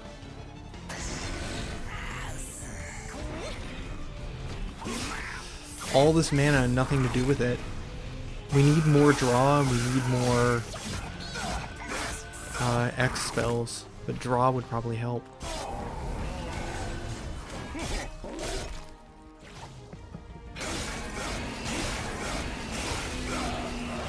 We're gonna die. We're not getting past this round. Some good learnings, though, in terms of, like, how to play this effectively. Wish I had drawn you sooner. Maybe we just buff.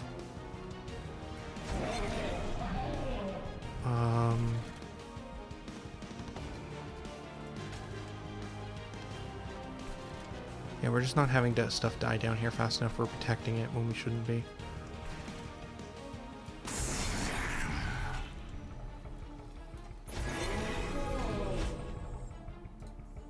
The biggest morsel the world has ever seen. I mean, at least we're doing something here.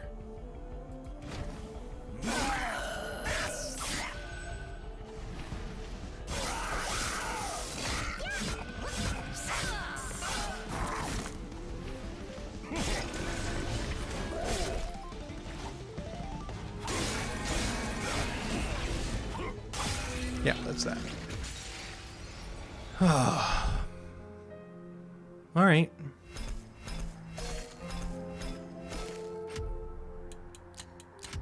We didn't even unlock any new cards.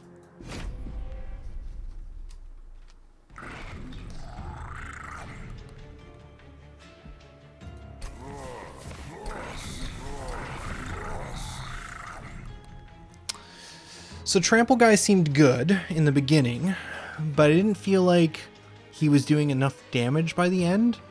And I was trying to build my whole deck around just him, but he just doesn't scale well enough. He does like a bunch of damage, like 80, but the enemies get up to like 100 health per, and there's like 3 of them with 100 health per floor.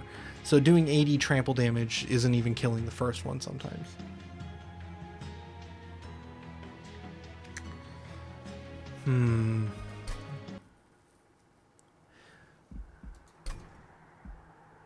Part of me, my gut instinct is to try a different clan, to try like one of the other ones to help buff. But I think I want, like, all of these should be doable. All clans should work. I just haven't found the synergy. And I think the synergy is around the harvest mechanic. That seems to be the most synergistic thing we've found so far. Thanks, Amorphous. I think you're right, though. I think it's utilizing the morsels. We can have morsels from like the cards that generate morsels. If we get the reform cards, we can reform the morsels. We can have all the morsels. And I want to be tanky and defensive so that the morsels don't just end up getting depleted. So we want someone in the front line to be tanky, but we need an attacker, and we didn't have an attacker that game. And I was kind of hoping that the harvest one that got +1 attack, +3 health would be my attacker, but I don't think he was. I think he was a tank. And even Big Sludge, as cool as Big Sludge sounds, I don't think he was working as I had hoped either. I don't think they can be on the same line. I don't like this card. Maybe for the last card of the game. But Ember Drain just feels awful, but we were generating a lot that run. I don't know. Let's try this. Let's see what we get. Extinguish abilities trigger an additional time. Done. Oh, we don't even have the trample one this time. We have Lifesteal 2 and Gorge. See, that seems like it scales way better. And then we have the +2 per room, which effectively just makes him a 1-cost minion. And I know that this eventually scales up to +3 and then +4, but his stats are super weak. So he eventually becomes like, if you upgrade him all the way to level 3 Architect by the end, he'll basically just give you +1. I'm going to try this. I'm going to have someone else be the Gorger or something. We'll have a different unit be the one that eats. He's just going to make sure that we have space. This is a spike effect on this trial, which is annoying, but we'll let it go. I think we can still do it. Now, important to note, we didn't get the Reforge as a random draw this time, so we don't have the resummon ability yet. But I'll have to keep an eye for it, because I do think it does synergize well.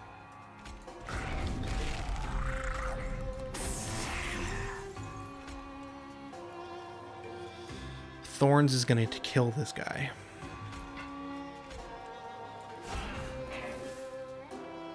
He still dies.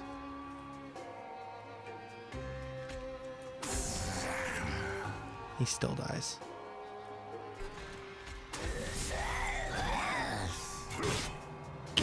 They only last 1 turn. Well, that was a waste.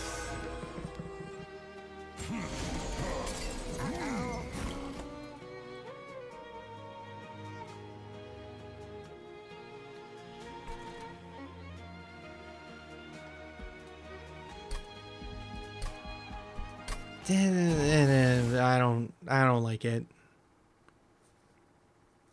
I don't like it. Give me something else.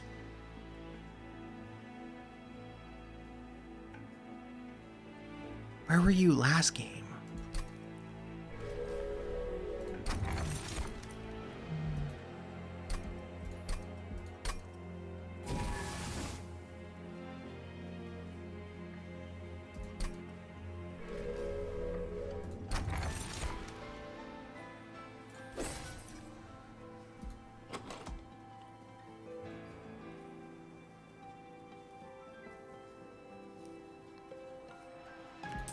I'm not loving it. Like, I don't see the combos.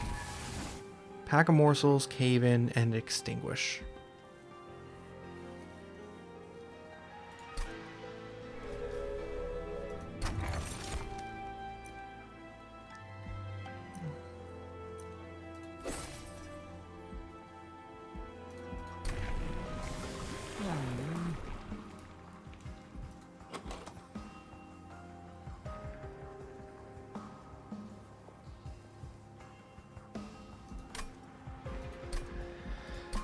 Last refresh. Alright. Still. Okay. Last refresh. Last one, I swear. I'm being picky. I know I'm being picky, but like, I just don't see how these starting cards synergize, and I know the idea is that I'm supposed to build it up over time.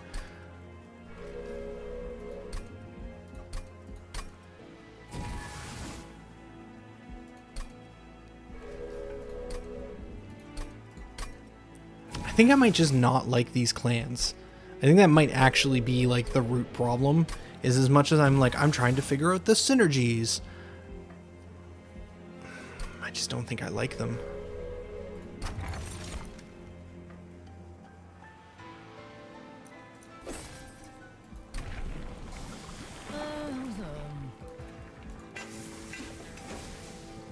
Alright. Let's just go. We'll build the deck as we go. I'm going to stop re-rolling constantly trying to find the perfect build.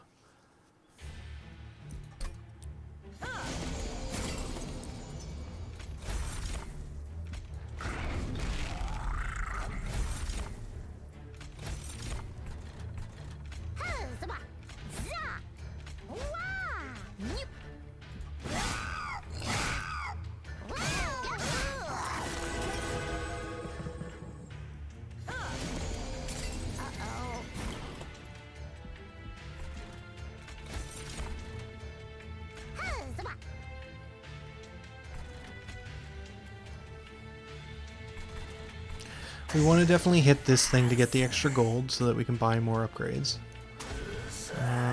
Let's do that so we can kill this guy. We're gonna go up one more speed.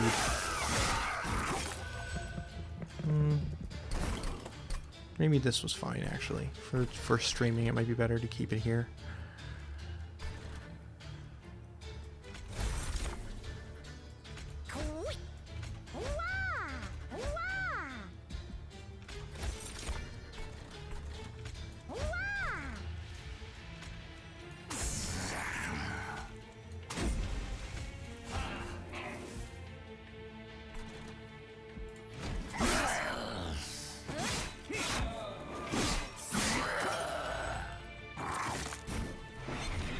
I mean, basically theory. I did reroll a bunch.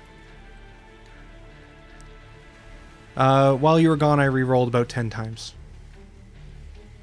Because I wasn't happy with what I was getting. And again, I think it really just boils down to the fact that I don't like this clan. I think that the morsel mechanic just doesn't, like, it doesn't click. Which is why I'm, like, wanting to play it, because I don't understand it. Which makes it interesting.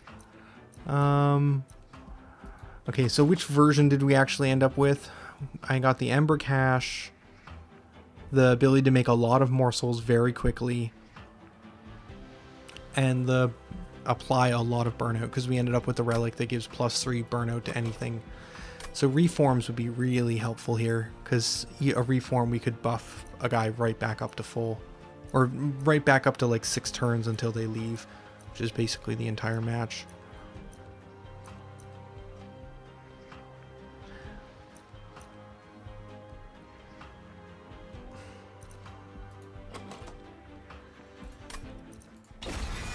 We have lots of morsel generation, and we have lots of mana generation, but not a lot to do with that.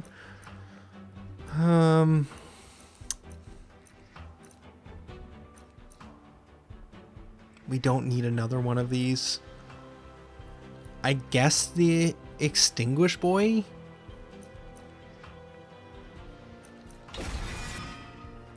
He felt real awkward last game, and I feel like it was because I gave him that damage shield. I thought I was being smart, but it just delayed him being able to do what he does. I don't know, well, it honestly is probably that I was putting him in front of guys that wanted things to be dying.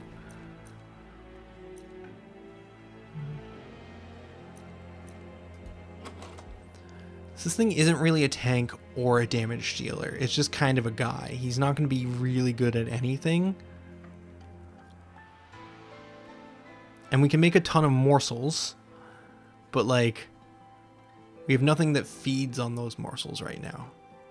which means I probably should have went to the other unit select, but I can at least get her for a semi-tanky unit for the time being. Or I can give my burnout units rage, but because they all start at 5, so they're actually going to last a long time now. And this is on strike, so I can buff up my burnouts.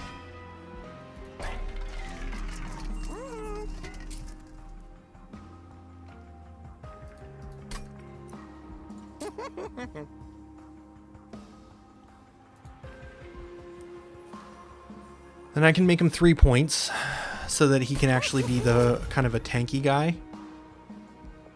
And then I probably want to save for multi-strike on him so that he can strike multiple times. Damage shield.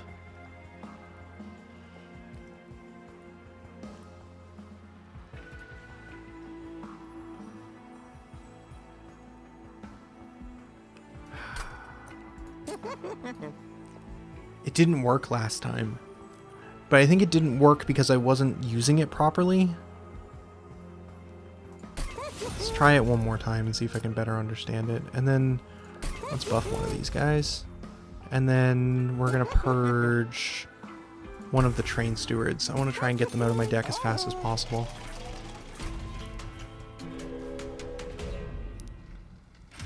It's not the best start. But for the sake of the stream and not having you guys watch me refresh a billion times, I'm going to keep it. Maybe we'll get there. Maybe we'll figure it out. But I'm not liking this initial set of cards very much.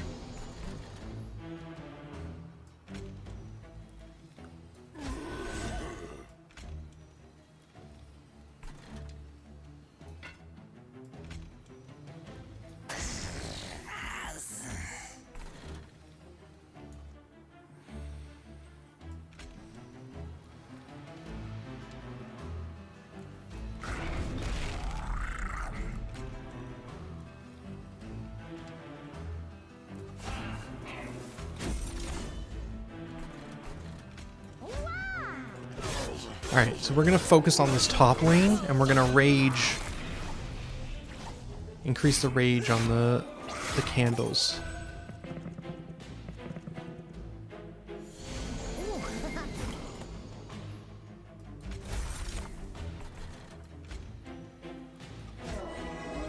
Okay, let's block this so that they can't hit us.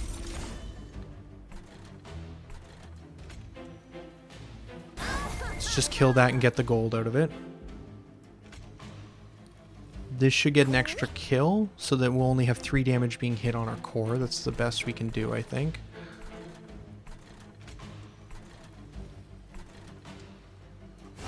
And then slap that down just to do some more damage. But because this healer is alive, he's basically healing this guy on the way up.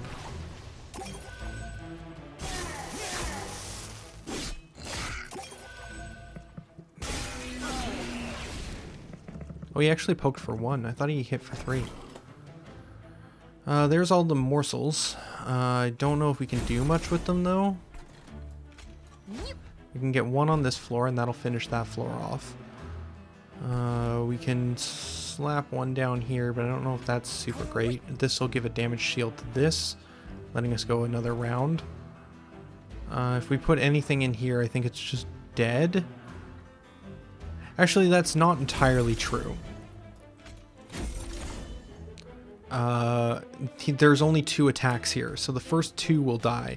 So we can let this die. Oh, actually, that'll take 2. No, sorry, this is 4. This will hit for 6, so that'll die. And then this can die. And then if we put these in the back, they'll actually get to do 9 points of damage between them.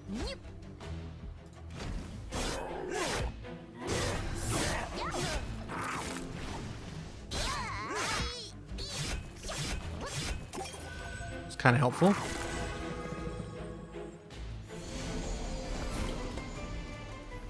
Okay, we're only going to do 50 on the bottom. We could put this guy in the back, which gets us up to 64. That's the best we're going to get because this guy has sweep. So even if we buff any of these guys, he's still going to hit twice and kill this guy in the back, even though he's in the back. We're gonna buff this guy so he doesn't die. This is just a healer, so that can die to the core. We don't care about it.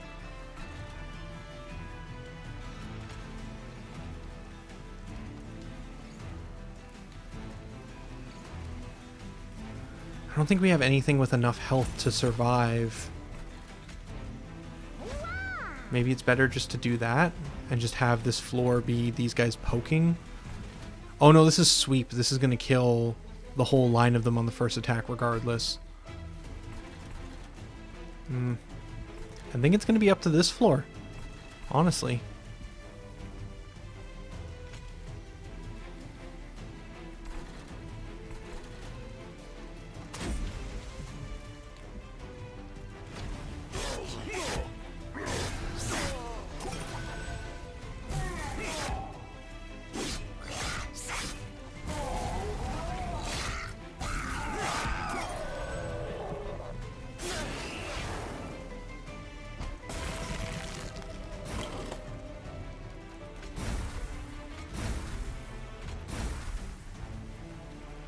Well, we can do 27 damage to something.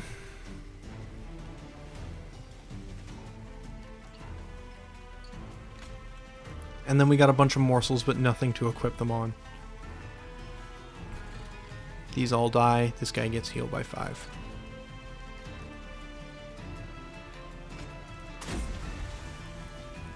I think this guy dies to the sweep regardless.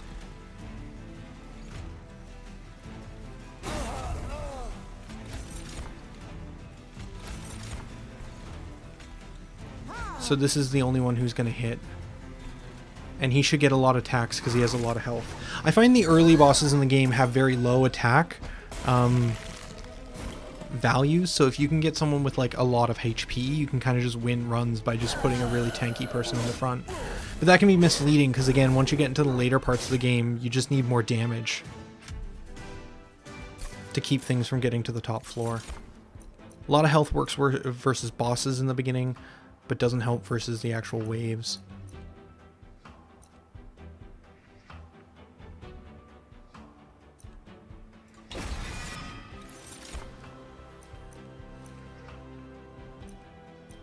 I don't think burnout's going to be a problem.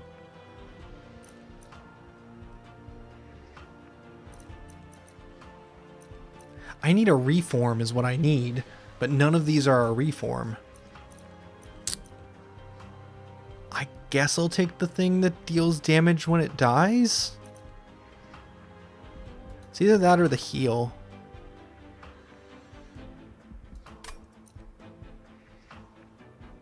A 0 mana heal that makes the unit die in 5 turns.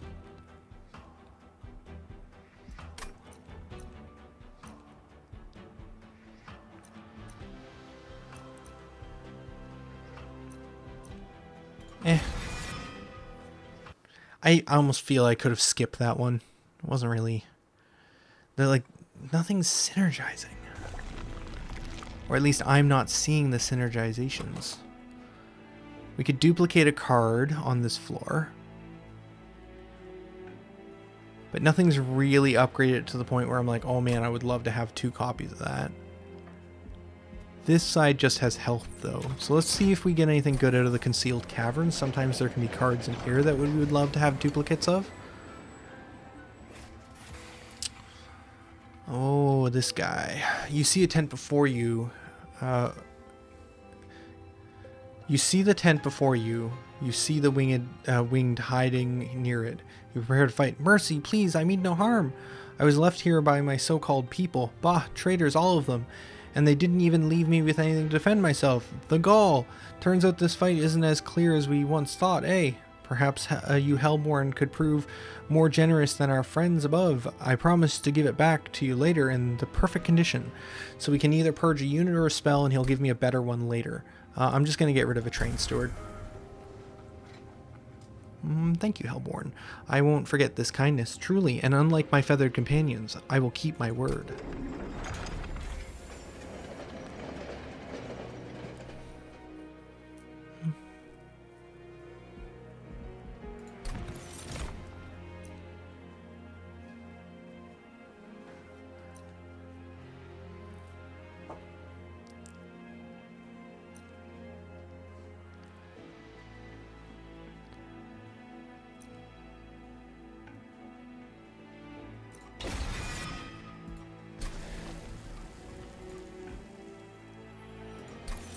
Let's get more Ember Caches. I mean, it's the best card we have in the deck.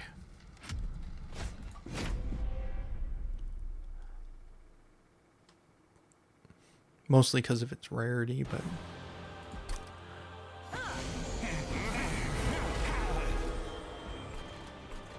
Okay, we got this guy off the bat. The bombs just explode, so we don't want to put people in there.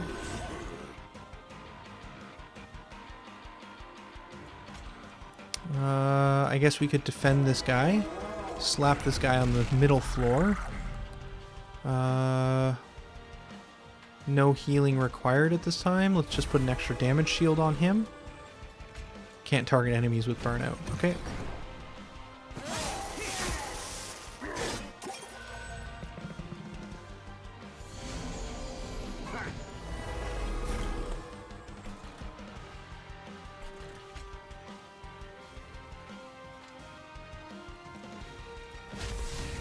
Alright, let's let the feeding begin.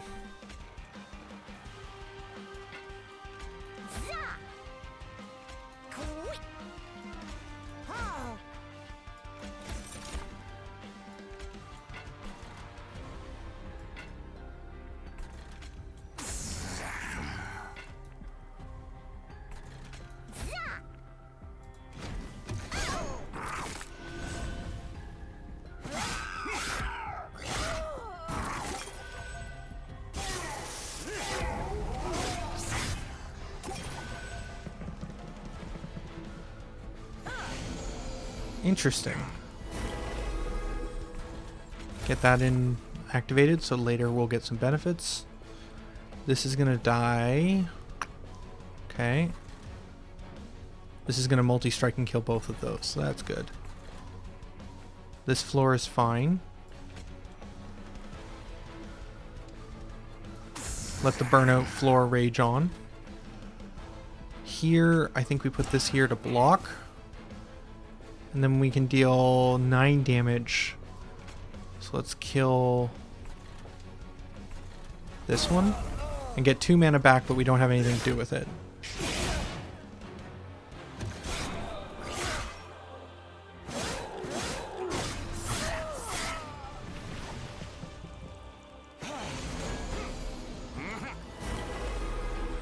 Does this apply 1 rage or 2? 2. Okay, so it's slowly stacking up. Let's get some more morsels. Feed them to the guy who needs them to live. Protect him. Give this guy a buff up on the burnout.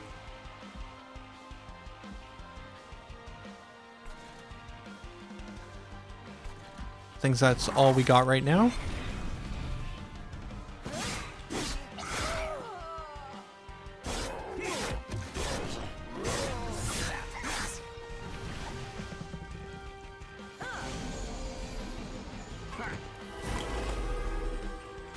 Mana, and mana, and mana.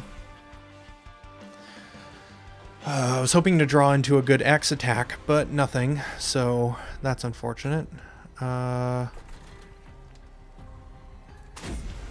continue to buff this guy. Does he have a sweep attack? We can't tell right now, can we? Let's hope he doesn't just kill the backline when he finally spawns.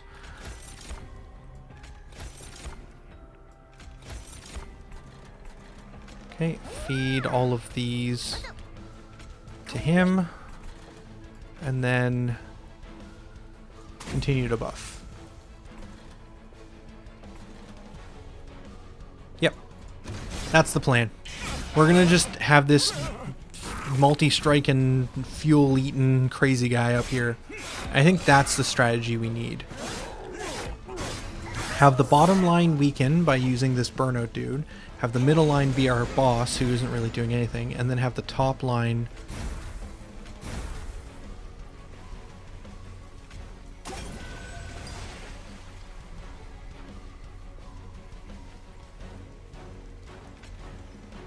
not quite.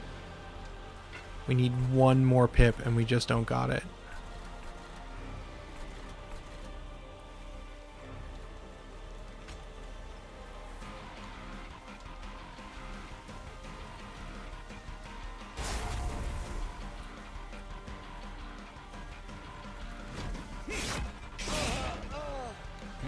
We could have played some more cards, but I don't think it's going to end up mattering too much.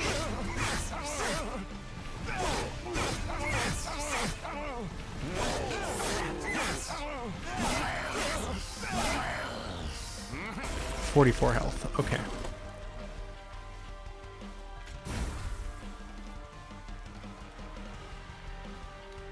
I think we just need to put cannon fodder in front.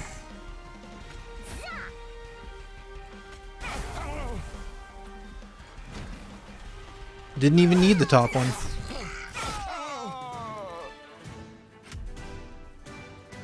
But I liked having him up there.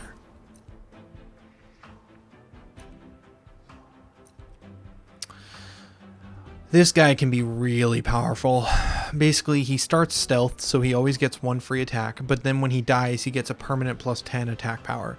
So if you can have him die a lot over the course of the game, he will get pretty big.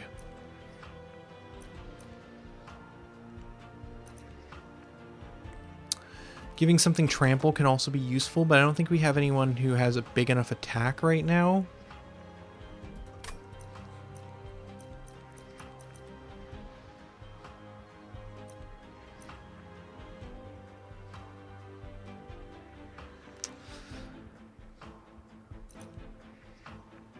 I hate this card. I hate it. I hate it a whole bunch. I'm gonna take it. Let's see.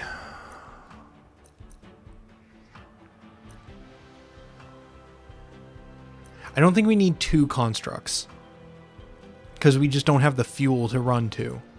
Let's try this gold earning one. We're only on the 3rd boss, I think, so we have time. We've got like 6 more runs before we're done, so we should have some time to make use of them.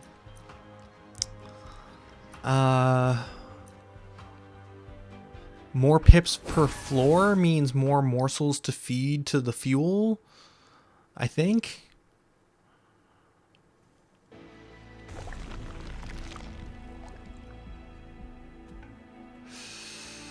Do we have any spells worth upgrading?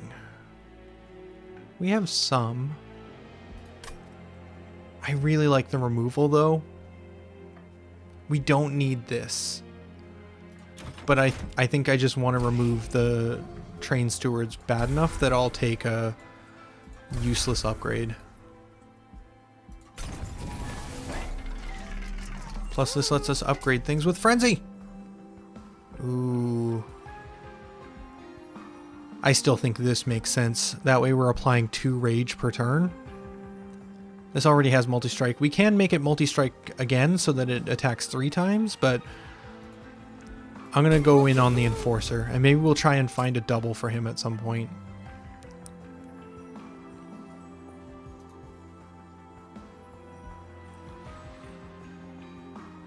Give this guy some attack. Give this guy some attack and health, because he needs to be in the front in order to be able to gain that fuel. And putting him on the top floor gives him a buffer, but yeah, I'll take quick. Yeah, I'll take quick every day. So now he attacks first. Upgrade this again, so he hits for 40. He dies instantly if anyone even looks at him, but he can do some good slaying now.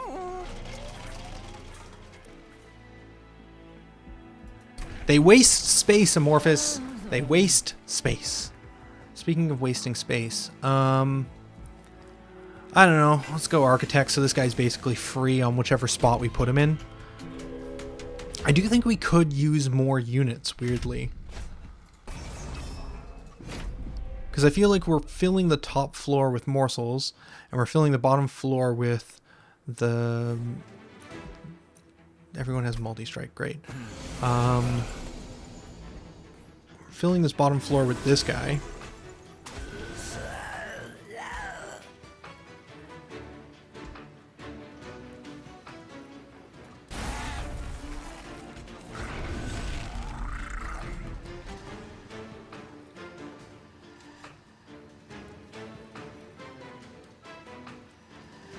This means we don't get to play for the next several turns. That's the part that kills me. Like, if we put Ember Drain on, Ember Drain on this guy means I think we lose 4 mana per turn. Unless I've been misunderstanding this. Let's try it.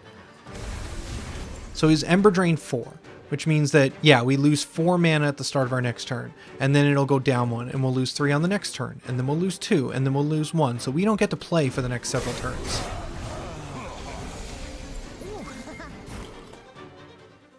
Yep, so we can't play any of these. That's that. We're done. We don't get to hit that guy. Like, this is... I don't like Ember Drain. And maybe the trick is that I shouldn't put Ember Drain on him until, like, I have some way of generating, like, dudes or something. But, like, it just seems awful. It just seems awful.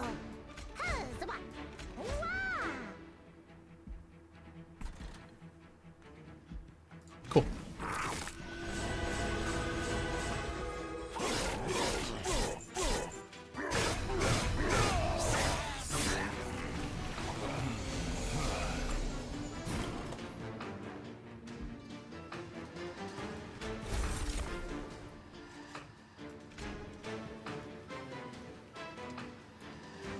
I think he's dead regardless. Still dead. He lives!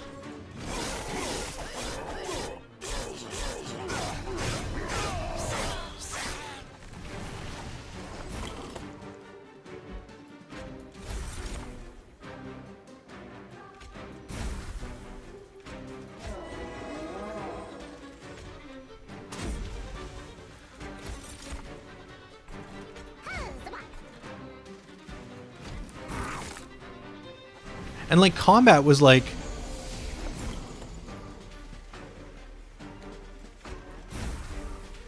Give me a shield. Give me a shield. No shield.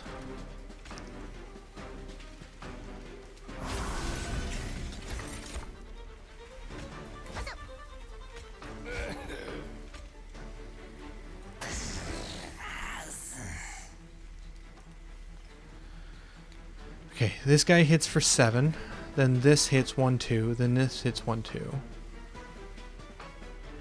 Then this stealths everyone.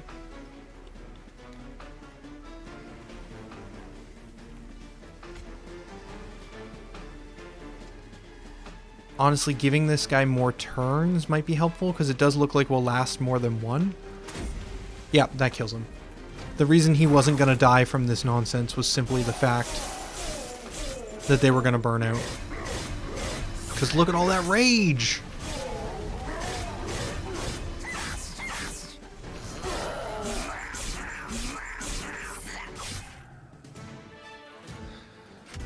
Okay.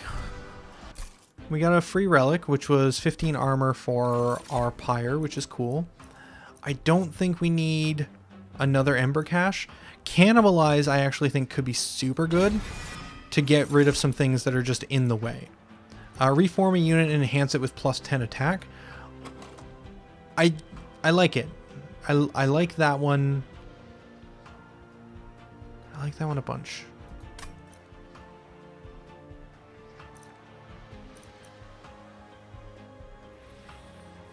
This direct damage can be useful too. It has piercing, so it gets around armor, and every time we kill something with it, its damage increases by 3. But it's a little better if you can get it earlier in the game.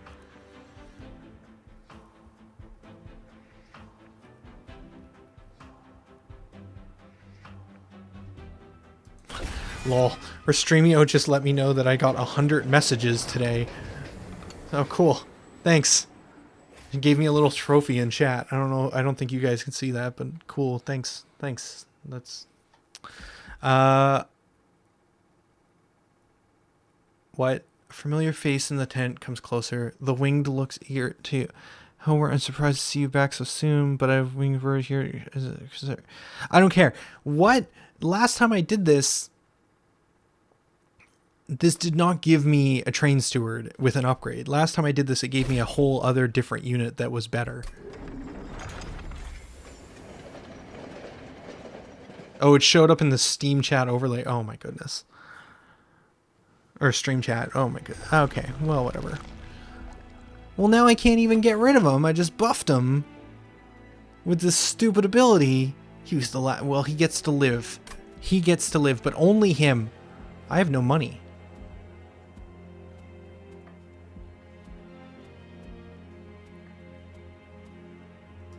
Alright, well. There's nothing that you can buy from trinkets for 140, so let's look at the things we could have gotten. Oh, look, and enhance a dead unit with +10. That's cool. Oh, some cool things that I wish I could get. What do we want to delete?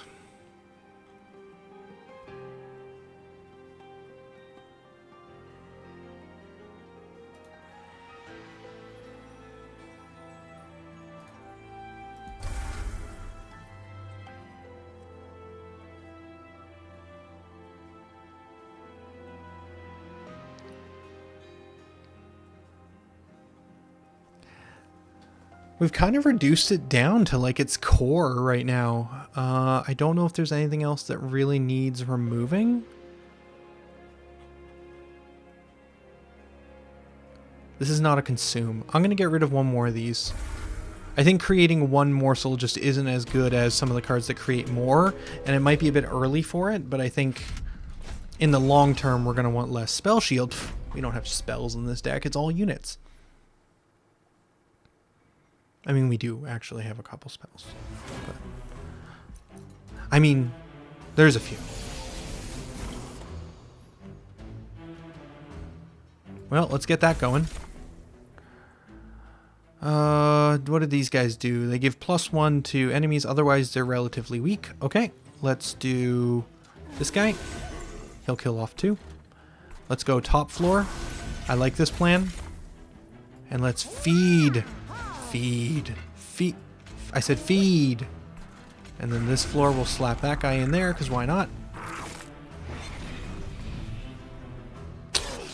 You know, honestly, I should have put him on the second floor. There wasn't really much reason not to put him on the second, because we had time to set him up. No, that might come back to bite me.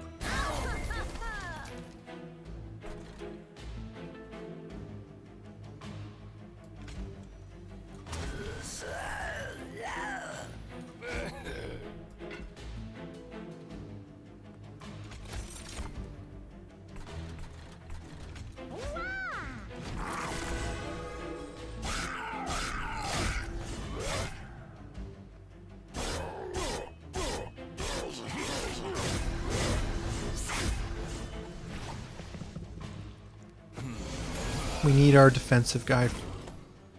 We didn't get him. I'm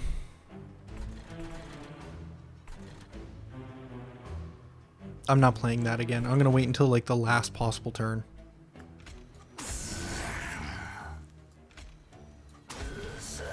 All the friends.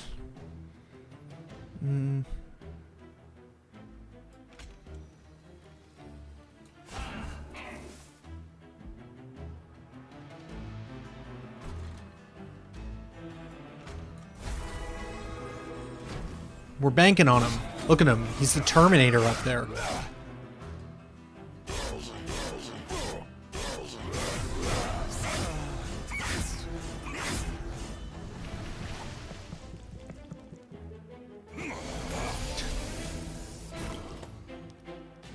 Morsels? Give this guy more burnout. Okay. Protect this line. Doing his job. This guy has quick, right? We gave him quick. Yeah, so he's going to destroy anything that gets to that top floor. Let's make sure that's true. And then we could heal this guy, but it would give him 5 burnout. Honestly, the game's not going to last that much longer. Let's do it.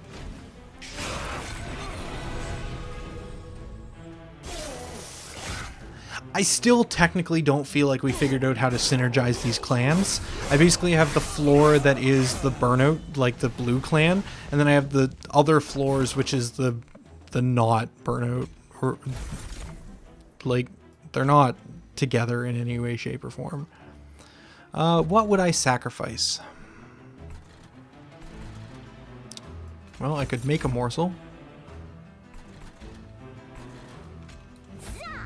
And I could sacrifice a morsel.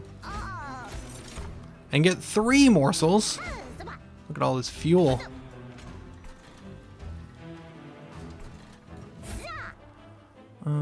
We could draw a card and gain 2, but I actually think I might save it because there's nothing we have to spend that mana on. And there's a good chance we could draw things that are like a 0 cost or 1 cost spell. So I think we're just going to not use.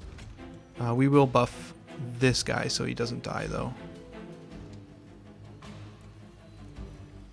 Actually, maybe we just buff him even further.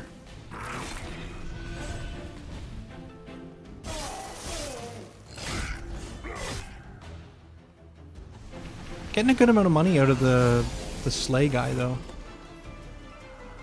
Oh, right.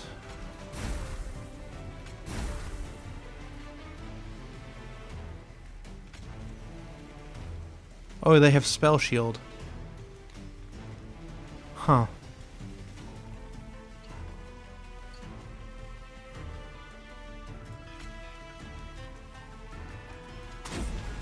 I was really hoping to draw a damage shield.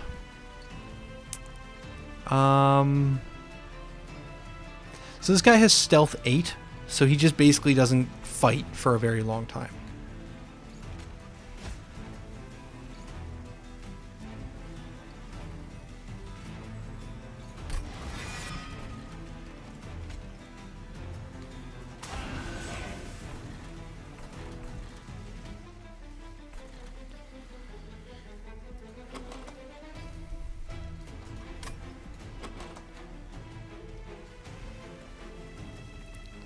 We do have a lot of gains coming.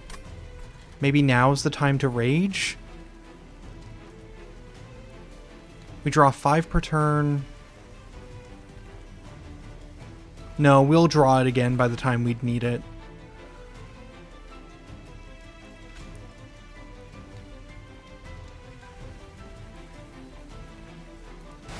I am going to start working away at his spell shield, though.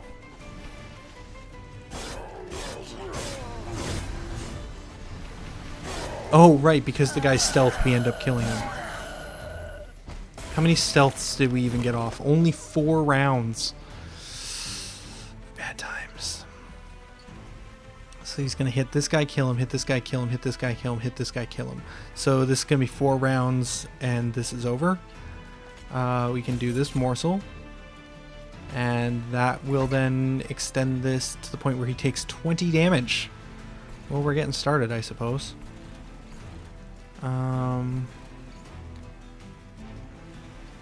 He does 15, healing 10 isn't gonna prevent anything from dying.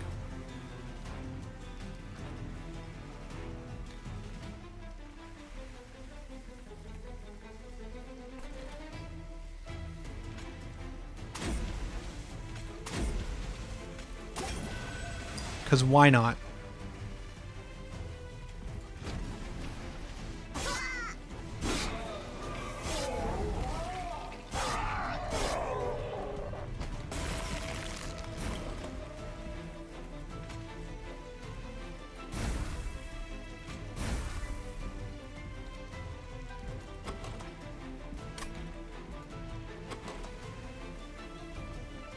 Maybe should have saved the shield.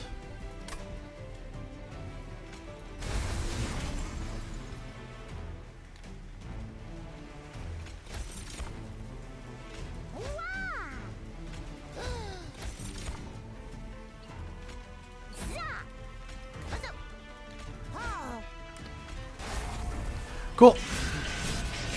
Terminate him.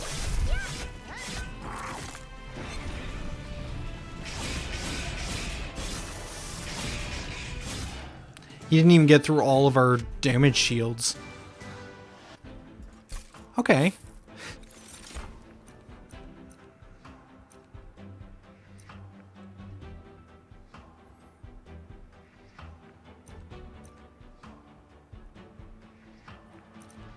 I don't think we need more Ember Caches. We seem to have enough for the end game there. I'm going to go with 2 uncommon or rare morsels and a damage shield because, I mean, I could just take the gold and skip, but Now, is there a world in which you make sense? Reform is mostly just giving us back 2 more morsels, potentially. This lets us get an extra draw. You know, really though, this is 1 mana, play a guy, and then when it dies, draw a card, but it has endless, so you're likely drawing it back anyways, so it's only ever redrawing itself. So it's endless with the extra bonus of not costing you a hand space. So it's really just tanking 1 hit. I'm gonna go with the Devour, and not just because it's a shiny purple. I think it might actually work fairly well with the strategy we have with pumping the guy on the top floor.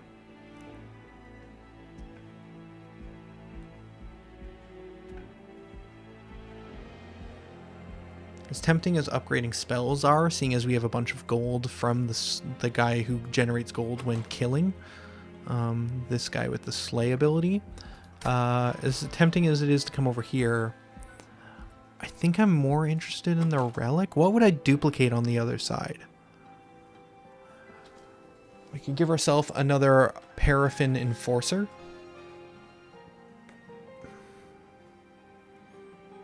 Which I don't know if we really have the space to make that work.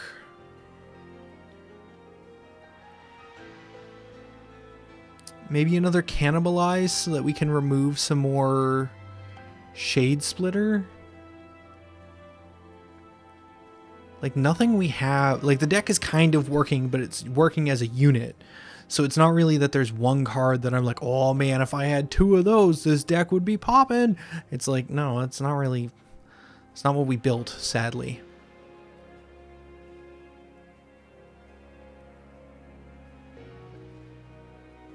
I mean, this guy does have multi-strike. This guy also has multi-strike and quick, which is a pretty deadly combination if we can keep him fueled.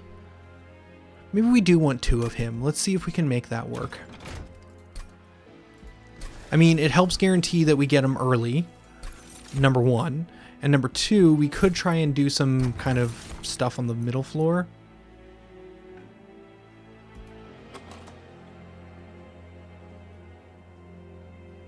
No.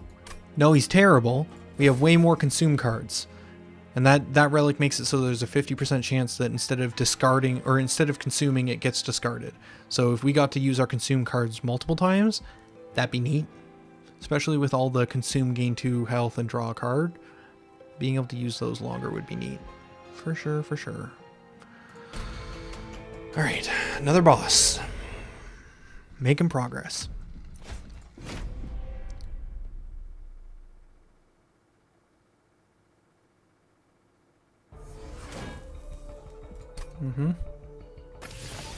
So this is the one where they get the angels at the start.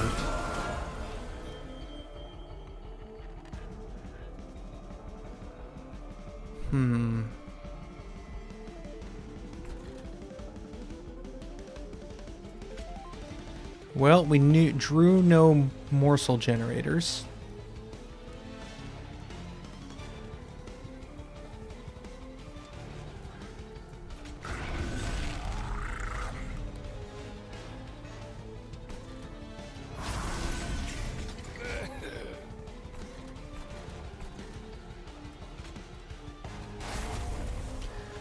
I did that wrong. Instead of playing this guy, I should have...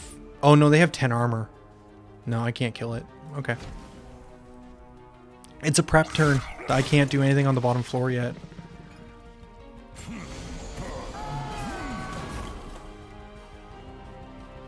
Still no morsel generators. This is unfortunate.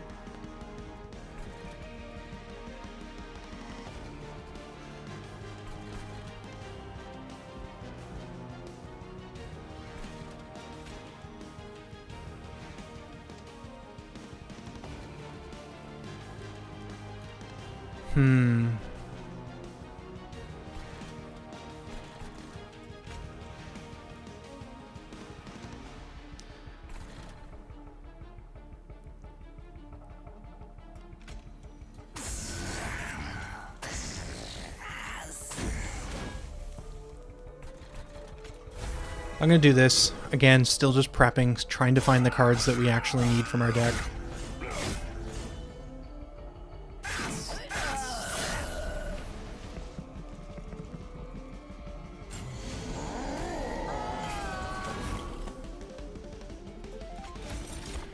Alright, we got some morsels.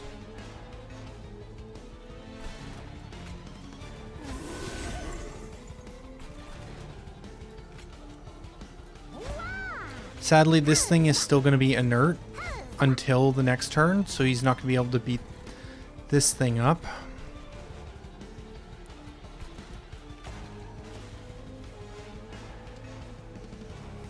Might as well apply some more, rather than just waste the card.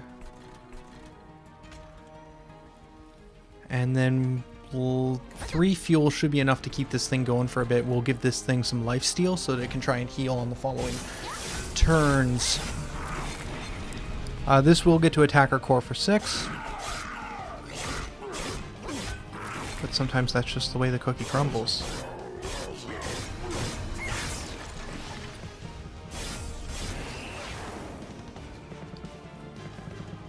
Alright, I think we're doing it. We just need some more certain cards.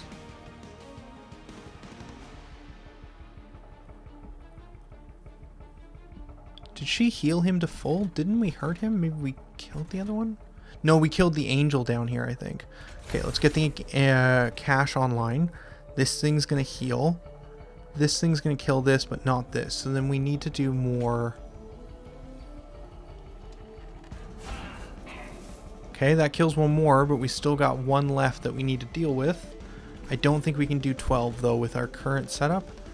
Oh, we can get some more morsels. Damage, shield this guy.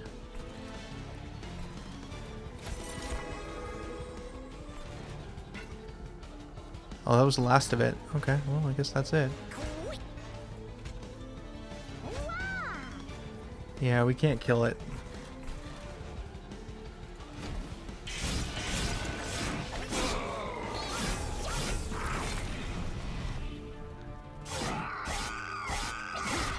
Whew. That lifesteal came in handy. Another 7 damage to the core, but again, we're fine, we're fine. I miss the days when they would give us the respites.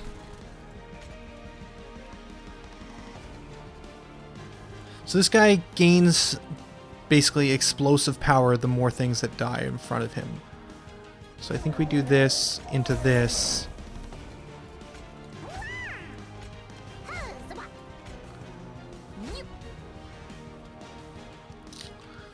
We're going to take another 6 to the core. Well, we'll finish the big boy.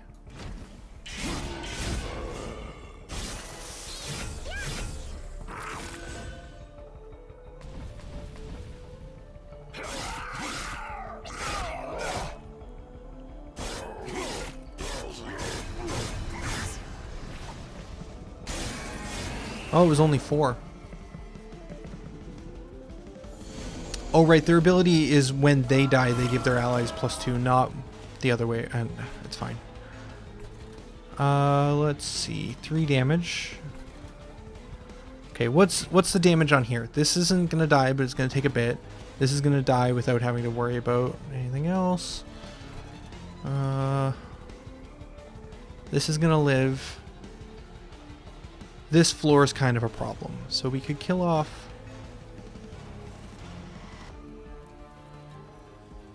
this one. That wasn't enough damage, it was only 9. I could have killed this one, and I got confused. Okay, well.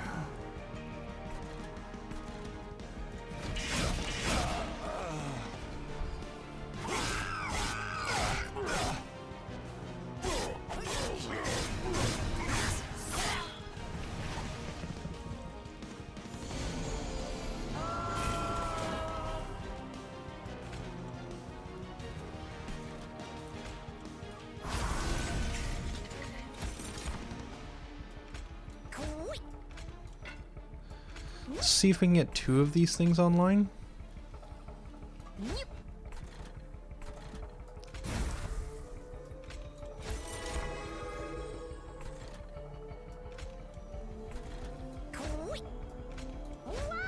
And then we'll save these for another run.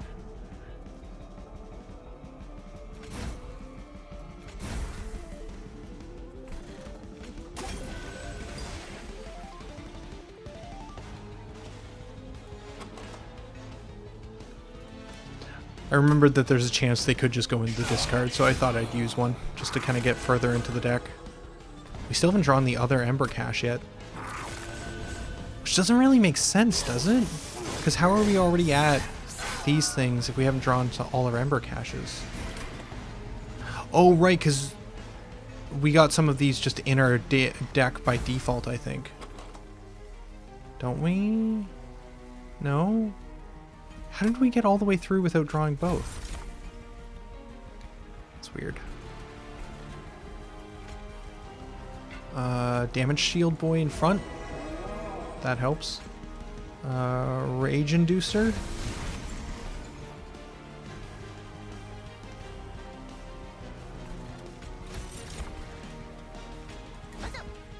Want it on this floor so that we can get an extra harvest.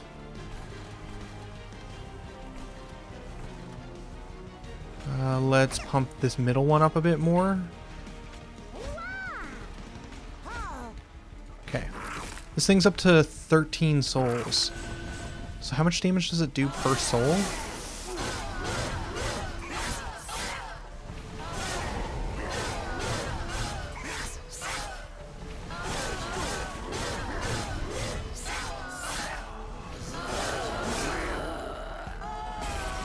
I just noticed something. When I give that guy who boofs burnout characters burnout, he boofs himself with rage because he is now a friendly burnout character. I didn't realize that's how that worked. Oh look, we don't even need the top one. Okay, I think these alloyed constructions were the missing piece of the puzzle for this. Here you go. Now you can be even more crazy.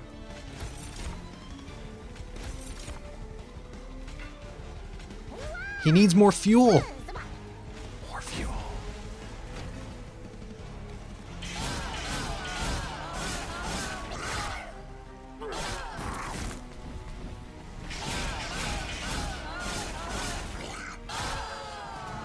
Oh, it wasn't the last guy to hit him. If the last guy got the kill, we would have got more gold. Apply Endless to a friendly unit. Nah. To be honest, we're not really built around dying anymore. Like, that isn't the point of this deck. Deal 30 damage to the front unit. Now, we can get a lot of mana. So, and we don't have many other X cards. Mostly just this one, and it's a consume that I often end up using fairly early in the combat. And then there's this one, which does 3x damage and gives extra embers once we kill with it, but we get to choose. This one is always the front enemy. This does 10 times the number of friendly units died. Again, we're not built around dying. I think we'll take this.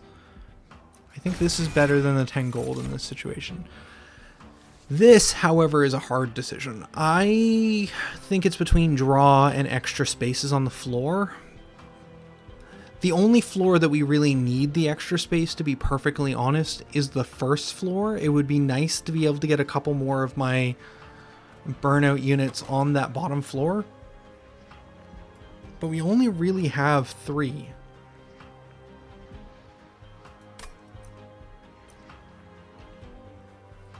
I think I'm going to take the extra draw, because the thing that really got us on that last one that caused us to take a bit of damage on the core was just that we didn't have the right cards. We were trying to find the combo pieces to get everything set up. For the first time in a long time, I actually think that we have a pretty solid deck. I don't know if I want to remove anything. Like, these Wicklashes aren't great cards, but they do apply 5 burnout, which is helpful when I'm not trying to let things die, but I actually want the burnout units to live the entire battle. So being able to just apply that burnout once or twice can be really useful. I can't see, and like we need these dredges actually because they become very powerful with the enforcer in front. So I don't see anything I'd want to remove that I think would need to go away that is an awful card, even if buffed. I don't see any cards that are really truly awful. And I can't remove this. This is unpurgeable.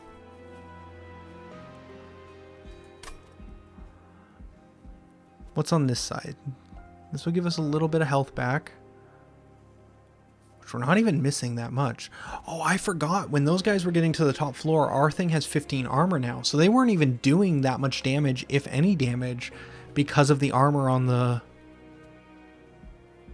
pyre. I mean, I totally let some of those guys up through last time because it was more effective considering they weren't going to do anything. We have a lot of gold. So I think this choice is about whether or not we want to upgrade some units or upgrade some spells. Now, I think we've upgraded some units fairly well. I can't see any upgrades that I would really want. Like maybe we buff the dredges a little bit more so they start a little bit stronger. Maybe give a dredge multi-strike for goodness sakes. But like, I don't really see any unit that needs upgrading. So maybe we go spells? Just for that reason alone? Yeah, we don't need the removals. So let's see what's in the cavern. This might be something we want to buff. Oh, I haven't seen this one. Rail spikes from the rings of hell have been divided into stones near the rail, like some sort of monument. At the base lies a hammer carved with ancient runes. You can't make it out, but you can talk of... But what you can talks of founding of the Covenant. Could this be the birthplace of the rail? But with the Covenant now broken, these spikes serve no purpose here.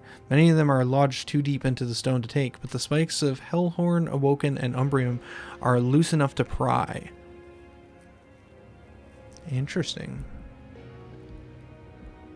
Oh, I've seen these cards. These cards come up randomly as choices sometimes.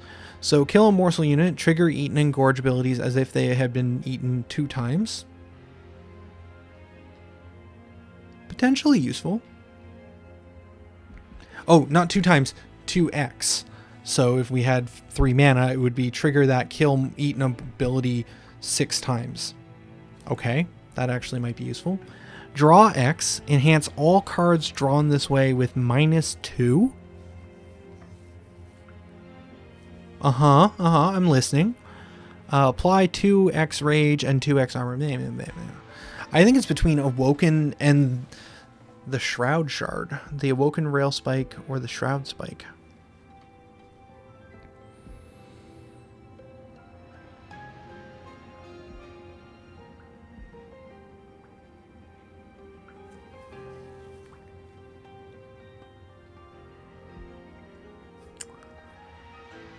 Okay, we're going to go with your choice then, Amorphous, because I kind of can see the value in draw, but I can see the value in this as well. Even just being able to trigger, after quite some effort, you remove the spike from the stone. Its power is still evident with the glowing runes. With this ancient piece of Covenant now in hand, you head back on your way. Because even just being able to activate the fuel, if we have to put down the morsel and the guy at the same time, we could use the railroad spike even just for 1 to activate the fuel. We can make it so something that has consume costs 1 more and is no longer consumed. I legitimately think create 3 morsels could be good. I think making this X -1 could be good. I think damage shield could be good. I think these are all worthy upgrades to have in the deck permanently. I'm leaning towards packed morsels and then Everstone it back down to 0 or Emberstone it. I don't think we need more excavated embers.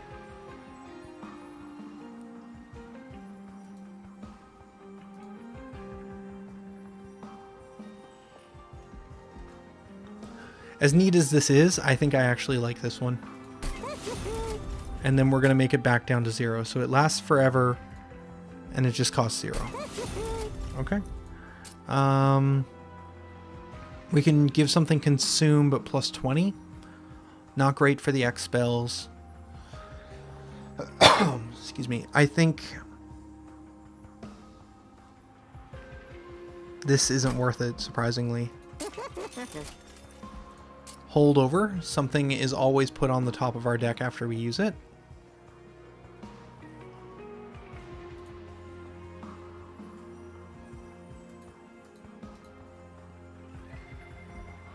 Maybe Grovel? It's a way of constantly getting more morsels as needed. And then we can reduce its cost as well, so it's only a 1 cost. 1 cost, get 2, and apply a damage shield every turn. That seems good.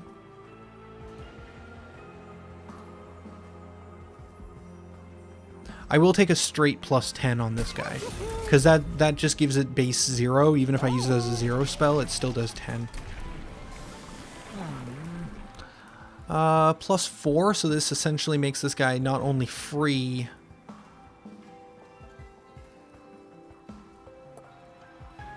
but gives plus 1 to that floor. I like that. We're gonna go with it. If we need it to, we do have enough cash that we could purge something.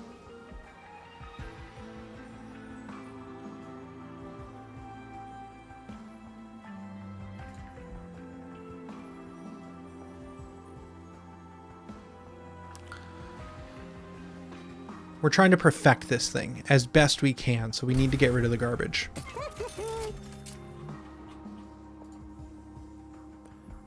I'm going to get rid of one of these.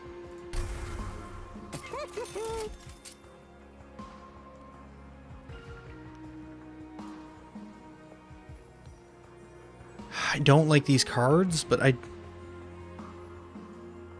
yeah, we're going to get rid of this. And the reason I'm going to get rid of it is because we have that holdover one now, so we'll always be able to get more of those minions.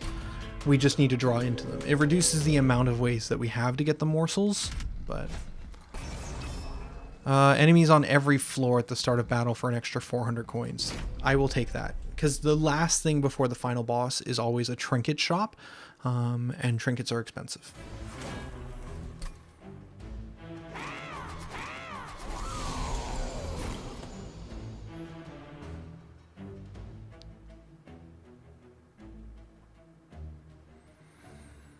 Okay, let's see.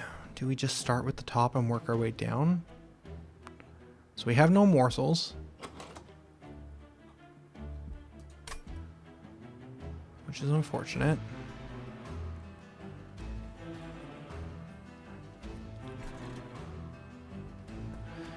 Deal damage to the frontmost unit when they die.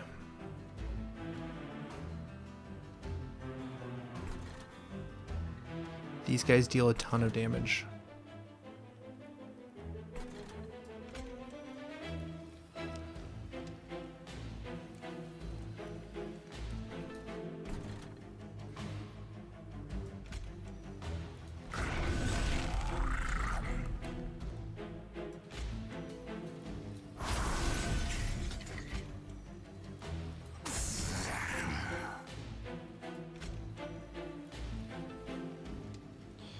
Oh shoot, I shouldn't have done that. I'm never going to be able to get this guy to die. And I need space for morsels.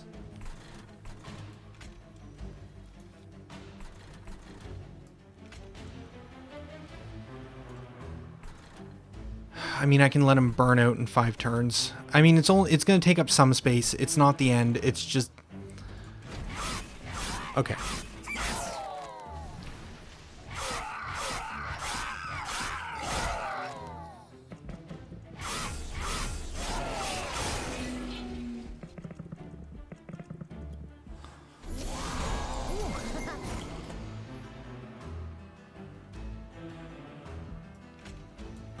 Gone. We did it. We solved it. Okay, now what ability...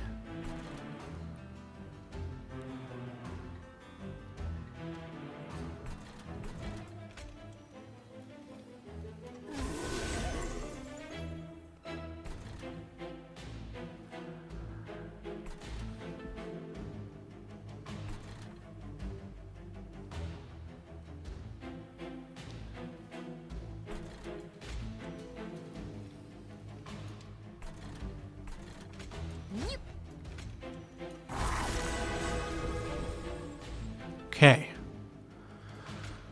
Oh, we figured it out.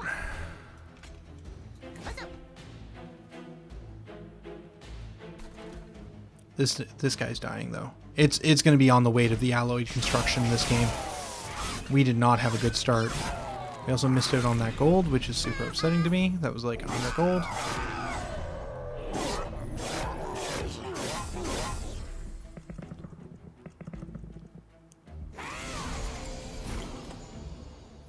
Okay, Ember Cache is online.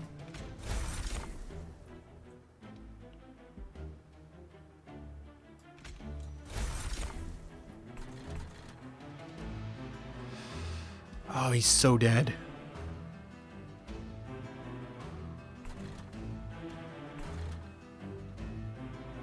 We just didn't get the setup.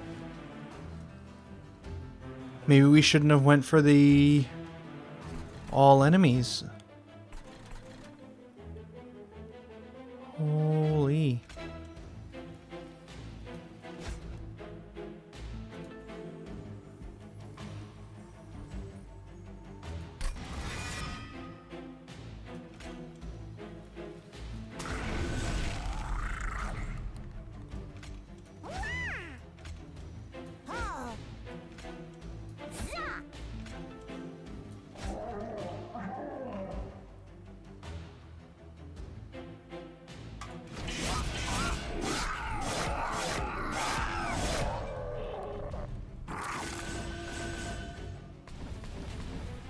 Is what I got.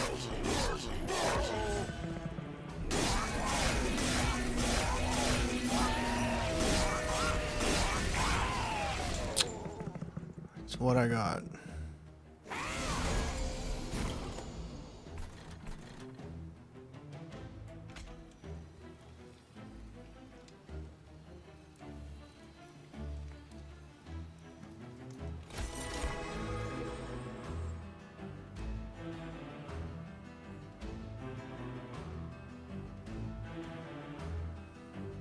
We legitimately need to kill this guy, because it's going to kill our core. 4 divided by 16 is 4 attacks. So he's going to deal 4 damage, leaving our core at 9. We can use this to kill this guy. Oh, goodness. Okay.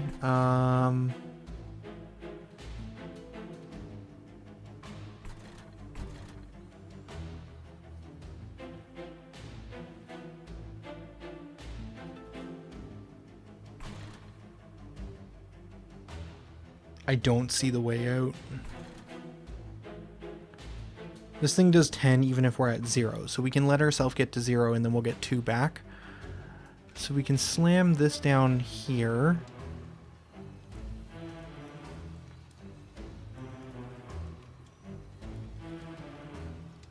Which will prevent us from getting any morsels eaten on that floor.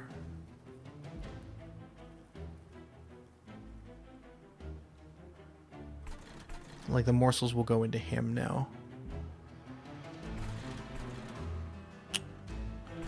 Oh, it may have been better to put him down here to try and get a hit off on at least one of these guys. Okay. Actually, he's gonna die, which means by the time combat's over, these will go into the fuel one.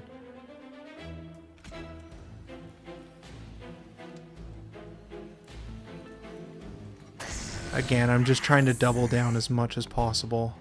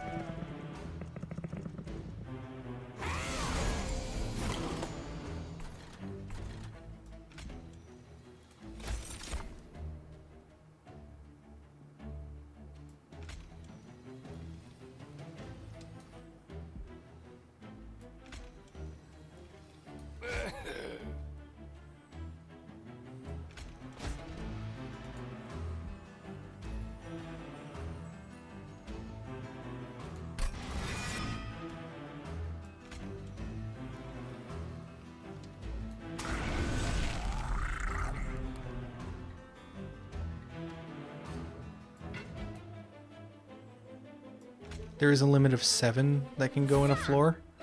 We have now reached that limit. I say no. I say no, I hold them back.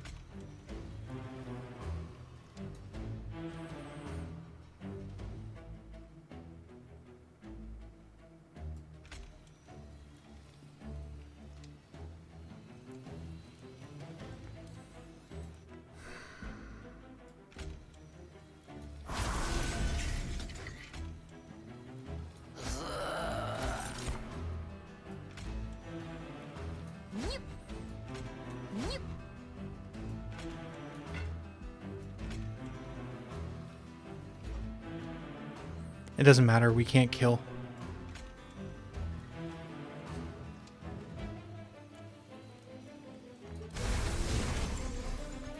And so these guys get through, and by getting through, we lose.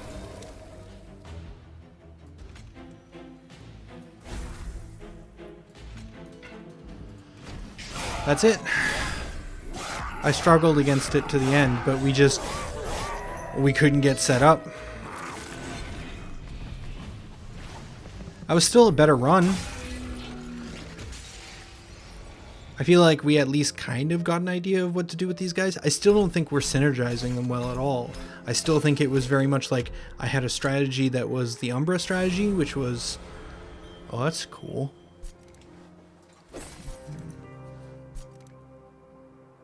Oh, that's a... Okay, that's a cool relic. That's alright. Let's try a different mix-up.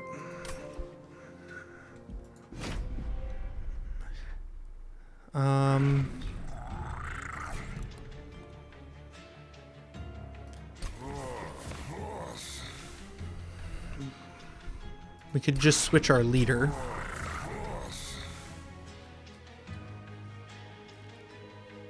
Actually, let me go double check the time. I didn't realize it was already 2. I may not have time for another. I'll be right back.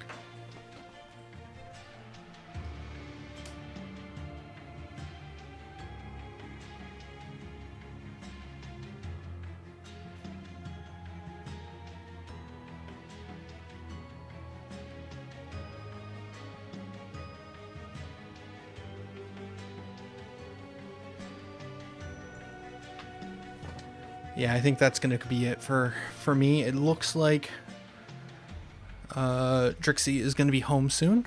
So I am going to call it.